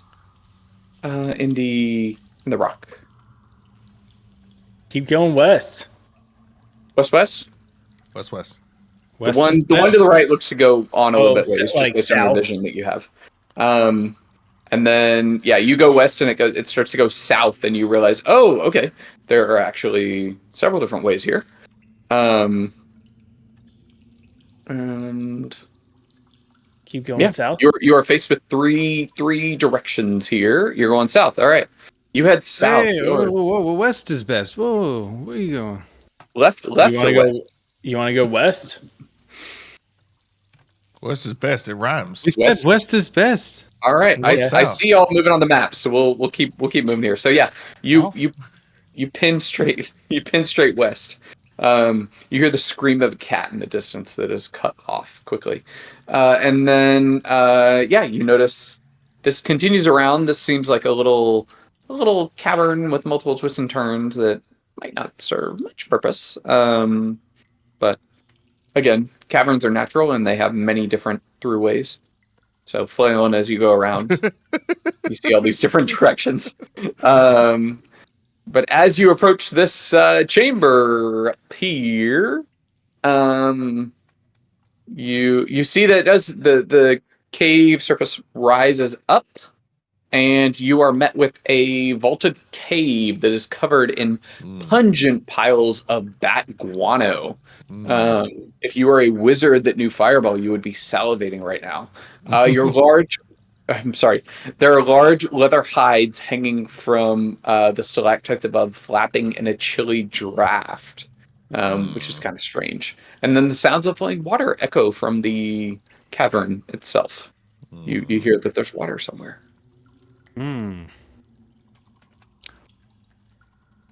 How far above our heads are these bats hanging? Pretty high, about 50 feet. So y'all's light barely touches. I'm working off 30 distance here. And is y'all's the light ground barely touches up there. Yeah. Is the ground like a mound of guano, or is it all kind of flat? No, it's like a carpet of guano. What's guano good for in real life? Like wounds or something? Guano? Making bowls. Bowls. What does Ace Ventura use it for? Didn't he? Right. Remember, they make everything out of guano. Ooh, gunpowder. And he's drinking out of one of the bowls, and they're like, we use guano for everything. Apparently, you can use it to make gunpowder. Is that song? Interesting. No. Shikaka. Shikaka. That's what it is. Yeah. Shikaka. Iquitsuacha! White man. White devil. Yeah, white devil. There's a corpse on the far wall. They keep saying that name. Spears in its legs. Yeah. Sounds so exotic. I love how we narrowcast to a specific audience. I will look for the corpse and. Oh, sorry. It has two mundane spears in its legs. But the corpse actually does. It's in the bone. Yeah. But other than the spears, give me a medicine check as you look at this body that you find here. Okay. So, 2 minutes ago. I bend down over the body. And I look up to Flailin, look him in the eyes as I hold the spear in each of the legs of this man and say, "It's in the bone." It's in the bone. It's in the bone. It's in the bone. That's a 14 on my medicine check. All right. You see that this corpse, and this corpse is it's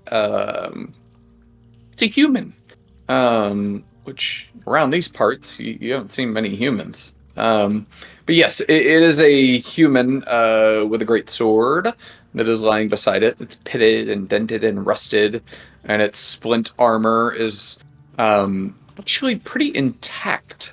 And in fact, you can find no wounds on it, but you do see that the neck and the face is very swollen, even more so than a normal corpse's would be. And you guys have seen a lot of corpses in your day and age in your travels. So it almost looks like it was suffocated. Now, this ain't one of them mushroom fillers, right? Clayland's gonna poke the body, make sure it's not. I'm gonna. So when I see that it's Wrong time stream. it's puffy and swollen, I'm gonna like step back. Okay. You step back. Maybe we leave that one. Let that one be. I don't know that that juice is particularly worth the squeeze. All right, if you say so. All right. I want to burn it. Yeah, turn the. Turn and Actually, burn. if the armor looks undamaged, when we get a sufficient distance away from it, I do want to just try and set the flesh, the swollen flesh, on fire. But I'm gonna wait for my party, Raizu included, to pass by first. All right. As you do that, as they pass by, something happens here. Death saves. Yeah, y'all notice from the ceiling that there are actually several things happen right here.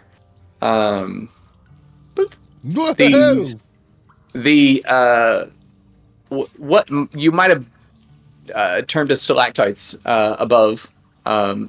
There's like a dark, it's almost craggy, leathery skin that unfolds around 4 of them, and begins to drop down and float down. And there is one directly above Alarius, and it will swoop down and try to make an attack against you. I forget what this thing does. It almost looks like a flying manta ray. And it tries to bite you. And it gets a 9. So it does not get you. Miss. It swoops down really close. What the hell? And then it kind of as it opens its mouth, I take my hand and I blow flame in front, like as I track my hand over its face, and it tries to bite me, but I like blow flame to prevent it. Yeah. All right, and then, but it does, as it whips around away from you, you notice it has a tail like a stingray, and with a 24, it whips around and it slashes at you for 9 damage. And let's roll initiative here. Turn order. All right, I got it up.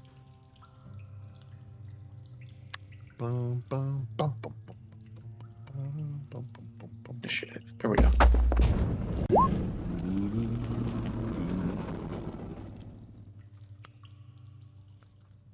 Maybe it'll look like we're rolling d20s this time. 2, 3. It got a 12, or they got a 12, so 14, 12. Oh, come on. There he is.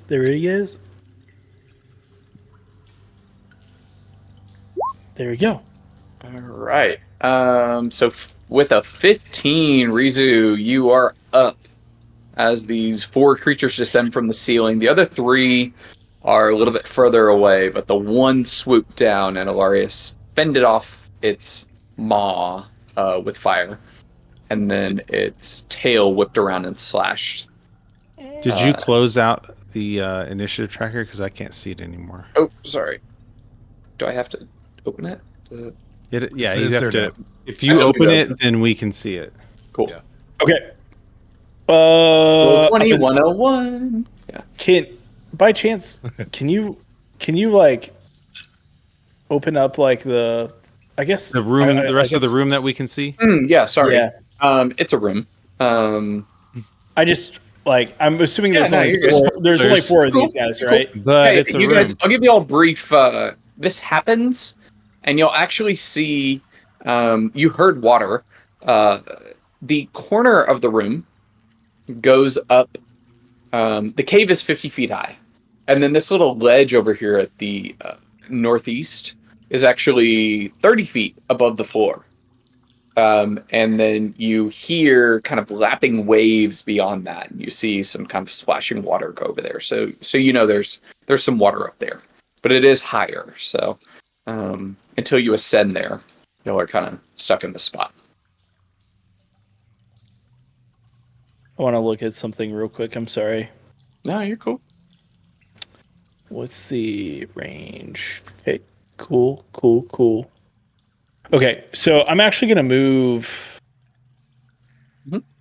like right here, and I'm going to Eldritch Blast this dude. Mm-hmm. Okay. So...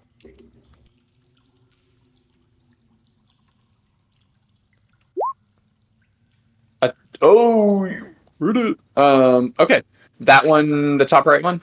Or the northeast one? Yep. Your beam just destroys it. In fact, it almost as it hits it, it looks like it dissolves. And it is gone. Okay. Completely. And then There's no body or anything. Just fades out of existence. Go. Nice. So I'll roll against this one. Which one? Oh. Right by you. Yeah, this one guy. next to him. Okay. Oop. Come on. +8. Ooh. Oh no! Your beam goes right by and hits a stalactite. But it doesn't knock it down. Did I? It looks like it's like tearing, like it's gonna fall, but Man, that's it. that is like my second critical failure of the night. But you just got a crit, so It's all right. Yeah. Yeah. All right. And that'll be it for my character. Okay. Flailin, you are up. There's one that is, I would say it is at ground level, or just above ground level. It right just above attacked Alarius. me, right? Yeah, as it attacked Alarius. Yeah. Nice. I'll square off him first. Get that flail whipping around, and flailing. 18. Flailin fails, and 18 does hit. Let's do it. For 12 on the guy's eye level. 12. All right.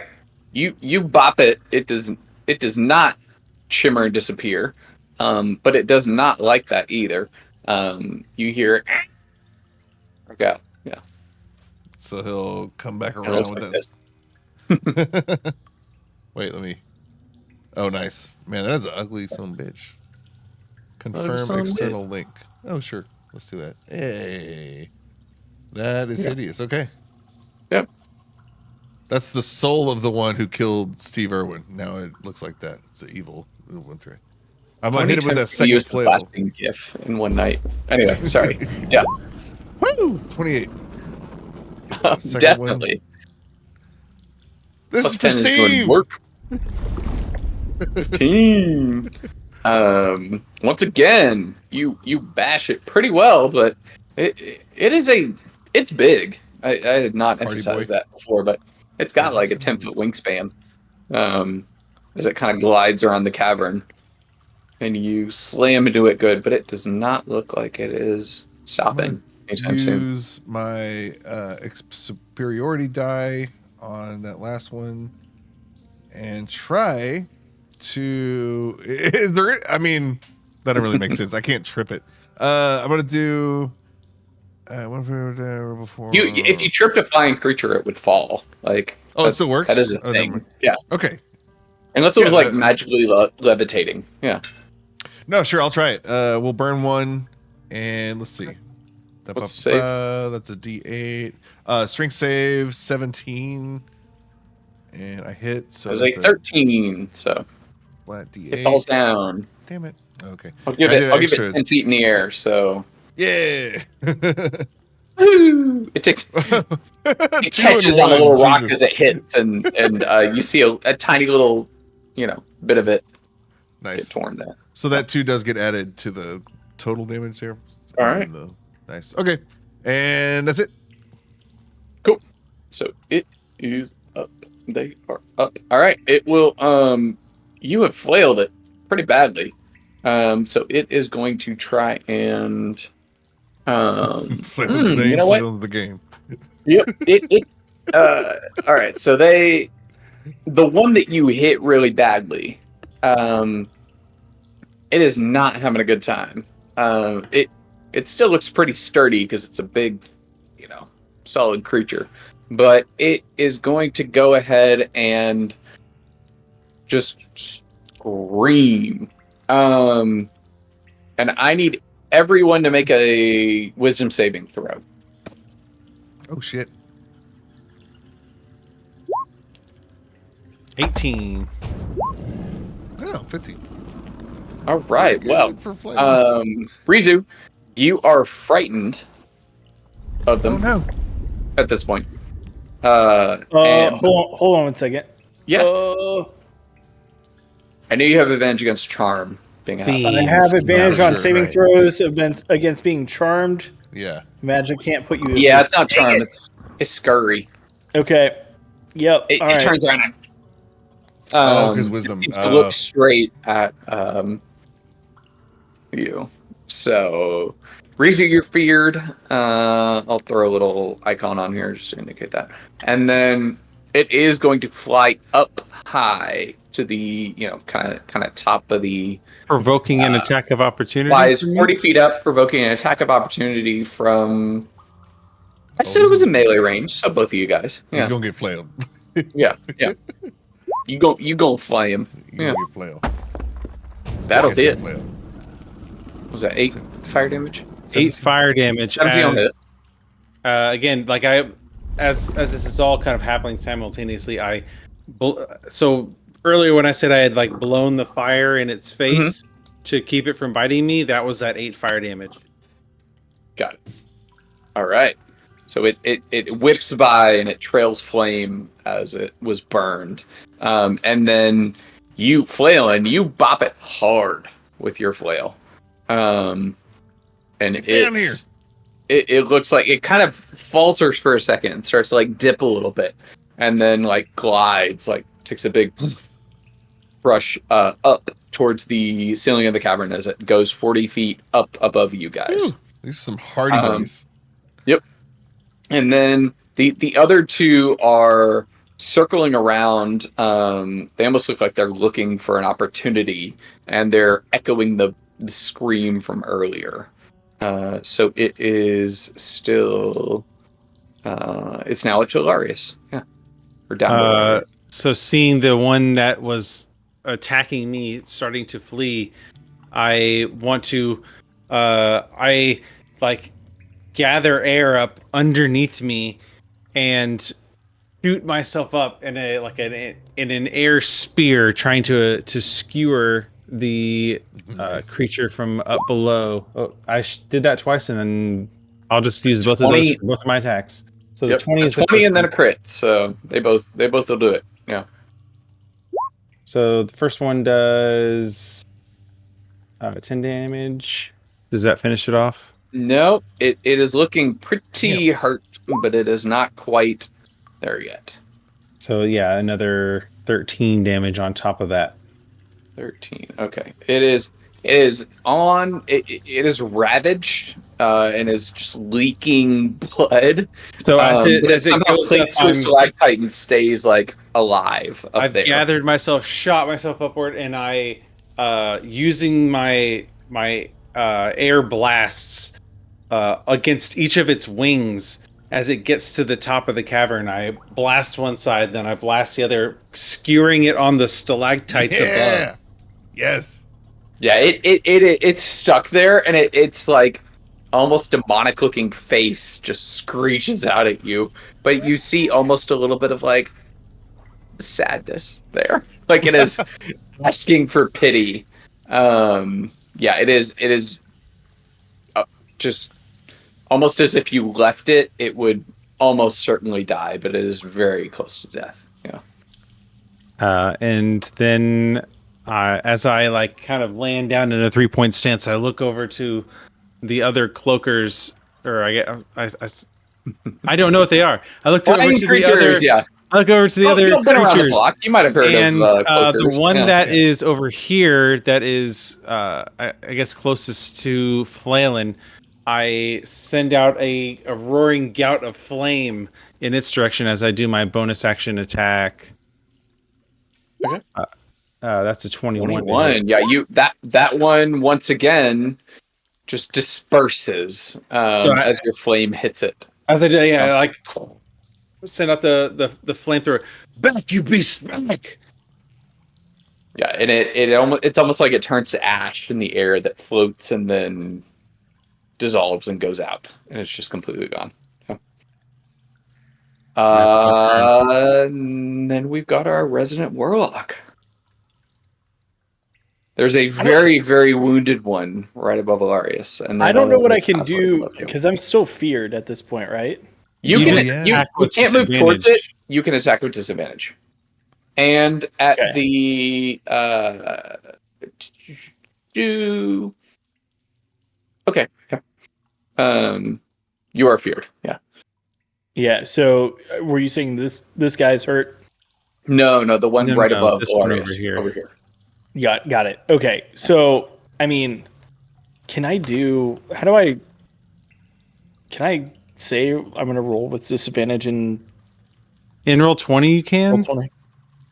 It's like R. So it's like R2D20 drop. Yeah, there's some like drops up. Just do 2 different rolls. Just slash do your R space 2D20 plus your modifier.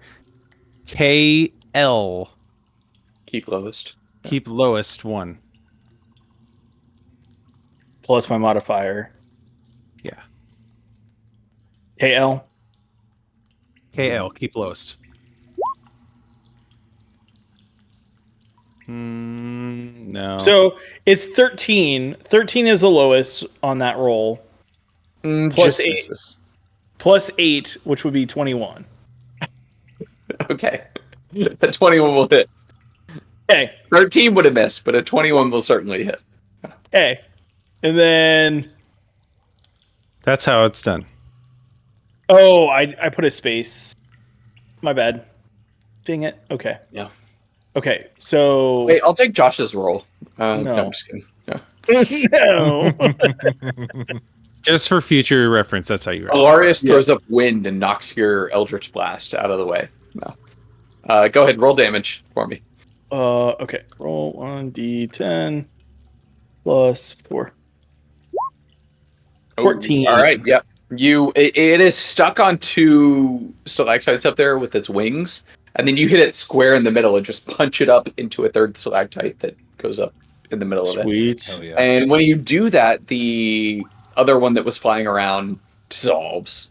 As you realize, those were probably not real themselves. And don't tweet me. I know I ran that not right, but Phantasms has 3 paragraphs, so I'll figure that out later. No, that seemed cool. I was like, why is one dying and the other one not? I don't know. So yeah, y'all have destroyed these. What you now realize is you take a beat. Oh shit, these are cloakers. We've heard about these. We probably fought some in previous attempts to gain entry to this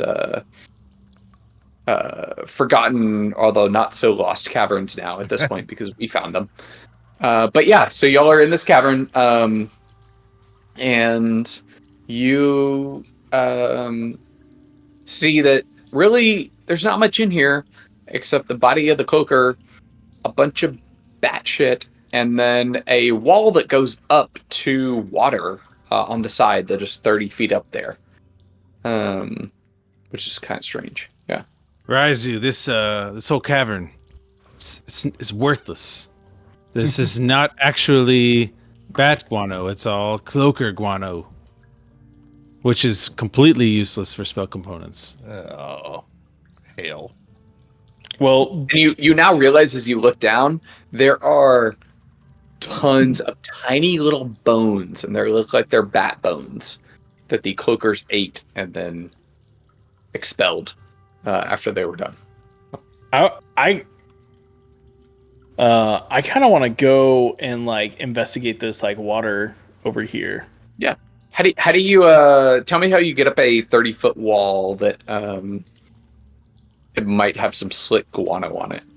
Ooh, okay. I will, So, if I can, create a ball of air underneath his butt that just kind of helps to cushion his ascent. But I'll let him describe how he ascends.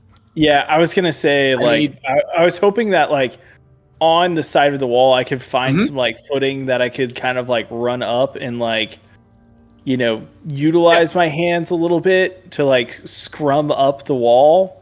All right, so Alarius, very give me a spellcasting check. So your wisdom plus proficiency as you shape this air. And then let's go. I don't know. What do I want to use? Rizu, give me a just acrobatics, because you're trying to balance on this air and like maneuver your way up the wall here.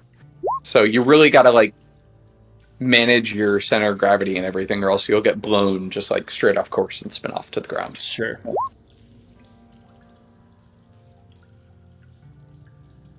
Got 50 feet of rope. Maybe I could flail my rope up there. Flail's just watching this.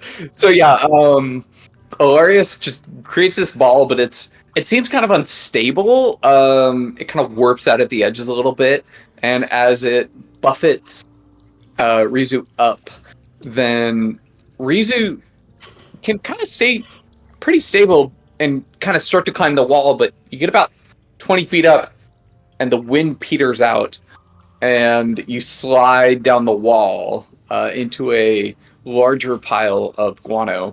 Flaylin has an idea. Yeah. You go see his friend slip and slide down, and I'll help up Rizu. Like, there you go. Sorry, friend, you got bat shit all over you, but go ahead, I'll get you up on it. And Flaylin's going to tie one end of his 50-foot rope to his flail, and he's going to look up there, take aim, and is going to flail his flail as hard as he can up to the roof above where we would ideally climb up to, and trying to stick it into the ceiling. Like a grappling hook, or into the ceiling? More like into the ceiling. So I saw that guy get stuck earlier up in the stalactite. So I'm trying to, yeah, like hit a stalactite, maybe wrap around or something. Give me an attack roll, because you are throwing this forcefully.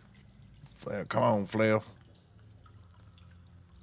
Call this a DC 20 of course to succeed. Like 12. A 12. Okay. I mean, I have multiple. Okay. Rizu, give me a dex save. Just for fun, real quick. Dex save? Rizu. Oh. Give me a dex save.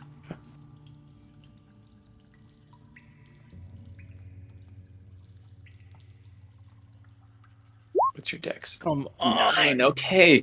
All right. So the one thing, it doesn't have my modifier on it. What's your modifier? Yeah. +2. So an 11? Yeah. All right. So what happens is Flaylin tosses his flail up and he tries to wrap it around a stalactite. Almost in a... tries to fix it. I was trying to like slam it like full force. Slam. Okay. Boom! Just like to embed the end of the flail up into the rock. It's okay if you don't. You it's slam it hard, but in doing that, it jogs loose some of the stone in the ceiling, and it falls towards Rizu. Who it's not terrible. Okay, it's 10. But who will take 10 bludgeoning damage as the stone falls down onto them. And your flail kind of bounces down to the floor there too. Okay. Dang. I'm sorry. I'm so sorry, you two. I should have realized that this is much simpler accomplished with a simple set of running. And Alarius will utilize his unarmored movement to just simply run up the wall. You do that every time he does. A puff of air, as he steps on little parts of the stone, a puff of air counteracts his ability to step down, his downward force. He just quickly clambers up the wall, Nice. and is able to get to the top. Yeah, which you do because you can. Yep. So I'm so sorry, you two. This was I love it. I don't use this ability that much. Mm. I'm covered in black guano. I throw down a rope to help them up. Yeah, the stones kind of they really hit you pretty hard, Rizu, and knocked you back into the bat guano again.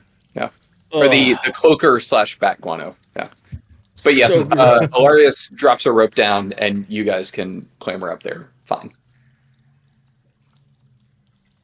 So sorry. As you get to the top here, you find there's a river running through this cavern.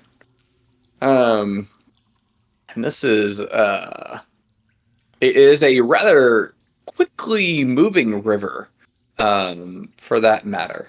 And it seems like it is starts off kind of shallow in this little area that you're in right here. But it quickly drops off into a deeper flow as it moves forward downstream. Can I look? I'm gonna, if I can, peek my head around the. Peek my head around the side to see if I can see upstream. Yeah, you're like right on the edge. I'll give you this. So you do see, because you have great eyes, that there is another side that opens up over there. But the river itself definitely has a very strong current, and even on the corner right there, you can feel it pulling at you. So you can intuit that it's probably pretty tough to get over there. Yeah, and it's flowing from this way to this way. Yeah, east to west. Yeah. Okay. West to east. West to east. Yes, west to east. Yep. So I will. Nobody looked at recording. Yep. I'll look over to my compatriots and say, the weather, we'll have to swim against the current. I have something I might be able to do, but water is not my element. I have not mastered this element yet. I think I could get across. Unhindered. Can I? Yeah, I mean, I back away from the edge. Maybe not unhindered, but like I think I can like give it a shot. So I'm gonna tie a rope around my waist, and I'm just gonna hand it to one of the guys. How? To flailing. What's a standard rope length? Oh, that's 20 feet. 50 feet usually. Okay, so I'm gonna try to swim from where I'm at to over here, and just have like a rope kind of like ready, essentially. So if I do kind of like fail, they can pull me back in. I'll anchor myself on the lip of the edge where the water meets the stone. And then also, like, whenever I'm done with this, you guys can anchor this.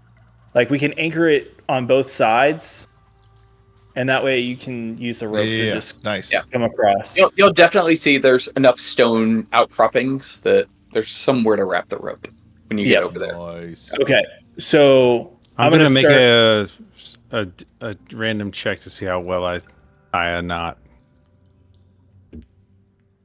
But continue. Yeah. Okay. Sorry. I'm gonna try to swim across. All right, give me a strength saving throw.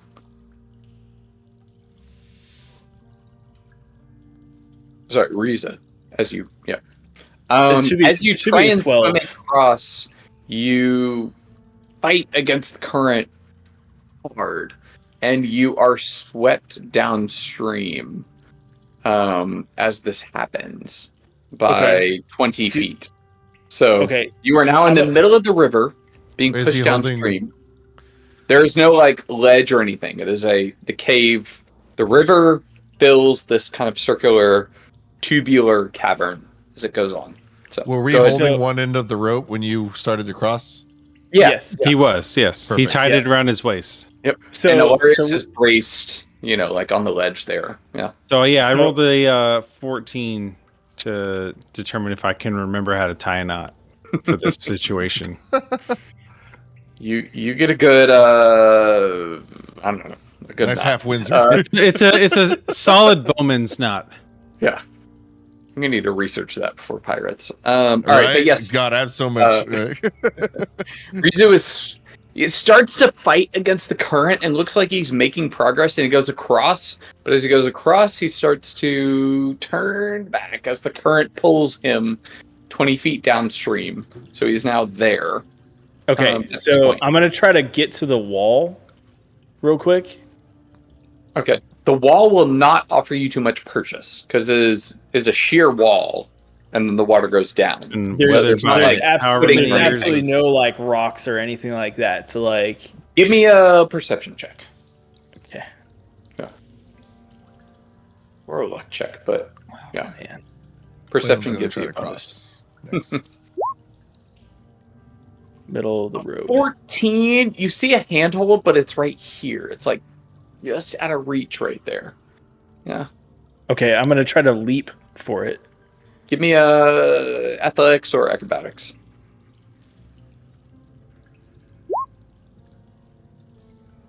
Ten.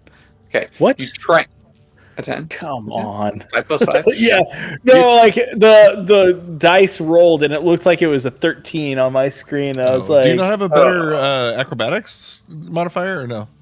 Well, he has a plus 5 athletics. already so plus unless 5, he has an never mind. acrobatics proficiency. yeah, that's why I was hoping that first roll he would have let me do athletics, and then he's like, do his strength saving, and I was like, No, damn it's a save because you're like fighting. Like it is. No, I get it. I pushing get it. you. Yeah, I get it. So yeah, Rizu goes to the wall, spots a handhold, and kind of like tries to push his way towards it, but doesn't commit to the leap or the push enough. No, I mean And try kinda fighting halfways the on both. current, going against Yeah. the current and like the lazy river. Like it's not gonna happen. Like, So what are Flailing and Alarius doing? While I'm gonna try to cross. Rizu I want to is- try to I'm gonna try to grab the Hoof it? rope and I'm gonna try to hoof it and make it way across. So you're trying to like, cross and pull the rope. yes. So there. I mean, looking at what's my hypotenuse That's here or good. whatever. Okay. Like, is that like? I still think it's not gonna be like Is there that still taut. slack in the rope, basically? Is Exactly. what you're I don't think asking. it's gonna You- be that taut, like from where it is. Yeah, but by the time you get over there, I would It's think 50 that feet. Hold you're on. Let's do pulling this. some. Let's do this. Yeah. You want to do grids? Let's do grids. That's All 45 right. feet from where All I right, am. Pythagoras. Even less, 40. Boom. If he's able to do that, then Okay. there's All enough right. slack in I the will rope. give you a strength save, a flat one, and not a disadvantage one. Then, yeah. Give me a Come strength on, save flailing. as you swim. 14. It- He doesn't like 14, so. No, 14 is not great. You swim, but I Indomitable? will give you this. Indomitable? What? Yeah. I'm not gonna make a 14. I'm gonna. No, that's just the champion, I think, right? Oh, Indomitables. You can choose to reroll if you want. I will do it once. Yeah, I'm gonna do it. Okay. Okay. You swim across, and you're like halfway across, and you feel the current Fuck off. Oh my start to god. pull. Now the question is, do you have to take the new save when you use Indomitable? Probably. Yeah, I mean you're re-rolling when you use Yeah. it. Okay. So you feel like you could have almost the made it fuck? to the edge, but not quite, and you end up right in on the wall on the side. Now the good news is you're right by the handhold that Rizu was looking at. Here. I'm gonna hoof So- it. I'm gonna hoof the handhold. So you can grab on and you can essentially stop yourself. Yeah.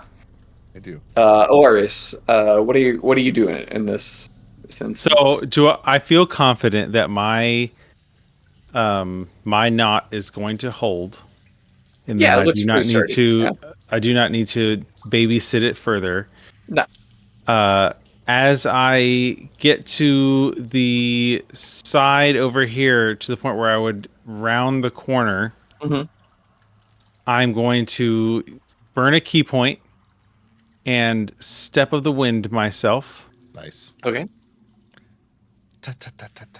And I'll drop that out into the chat. Mhm. And using my unarmored movement, I am going to run up the wall where I'm currently standing Okay. and jump the distance across, which my jump distance is tripled, Yes. Yes. and just acrobatics my Yeah. fucking way across this area. You run up and jump straight across. You can jump a diagonal. Yeah, you're fine. That is. And I land over here. All So right. seeing the other two otherwise struggling, Mhm. I will. Oh, well, this is where my plan breaks down a little bit, because Now you I did. cannot you did, have taken the rope with me in this endeavor and maintain Did my you- agility. The rope was tied. It was tied to the rock, so I am untethered from the rope. Okay. So So you made it over. I made it They are over. tied to the Now rope. I am going to attempt, if I can, Mhm. to use Those are my favorite words. something else to help me. Can I use a quarterstaff, which I would assume is about 8 feet long, to reach out toward Flaylin around the rock with my quarterstaff, see if he can grab it?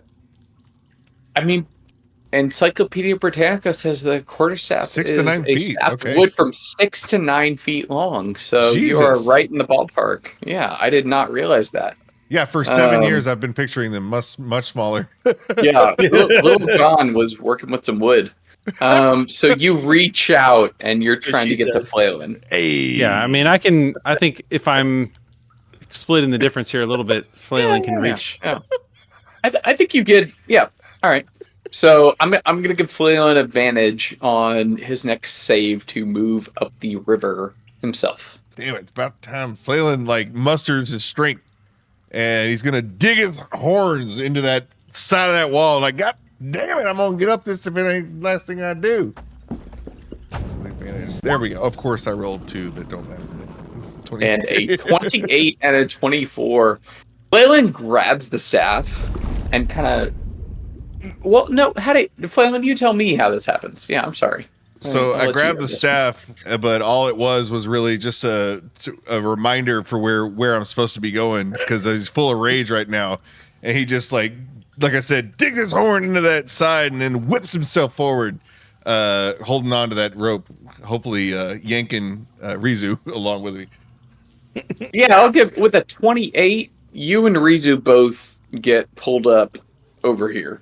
And you, Ilarius, you watch as you're almost pulled in as you feel the tug on your quarterstaff. And then this Minotaur comes rocketing by you, much like his flails rocket through the air sometimes. Yeah.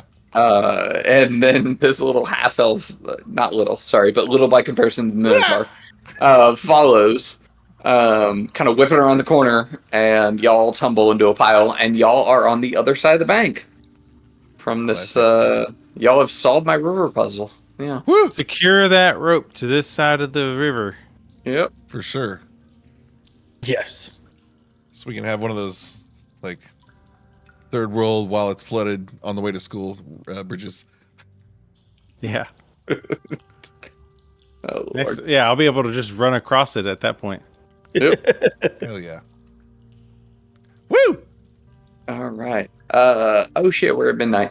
That was fun. That Yes. was like I think it's a good spot. That's a good spot. It's a good going spot to up a stop. batshit wall and then crossing water was like more intense than some battles. We flailed to the spot. Damn it, what do Remember we y'all's do? HP Ah!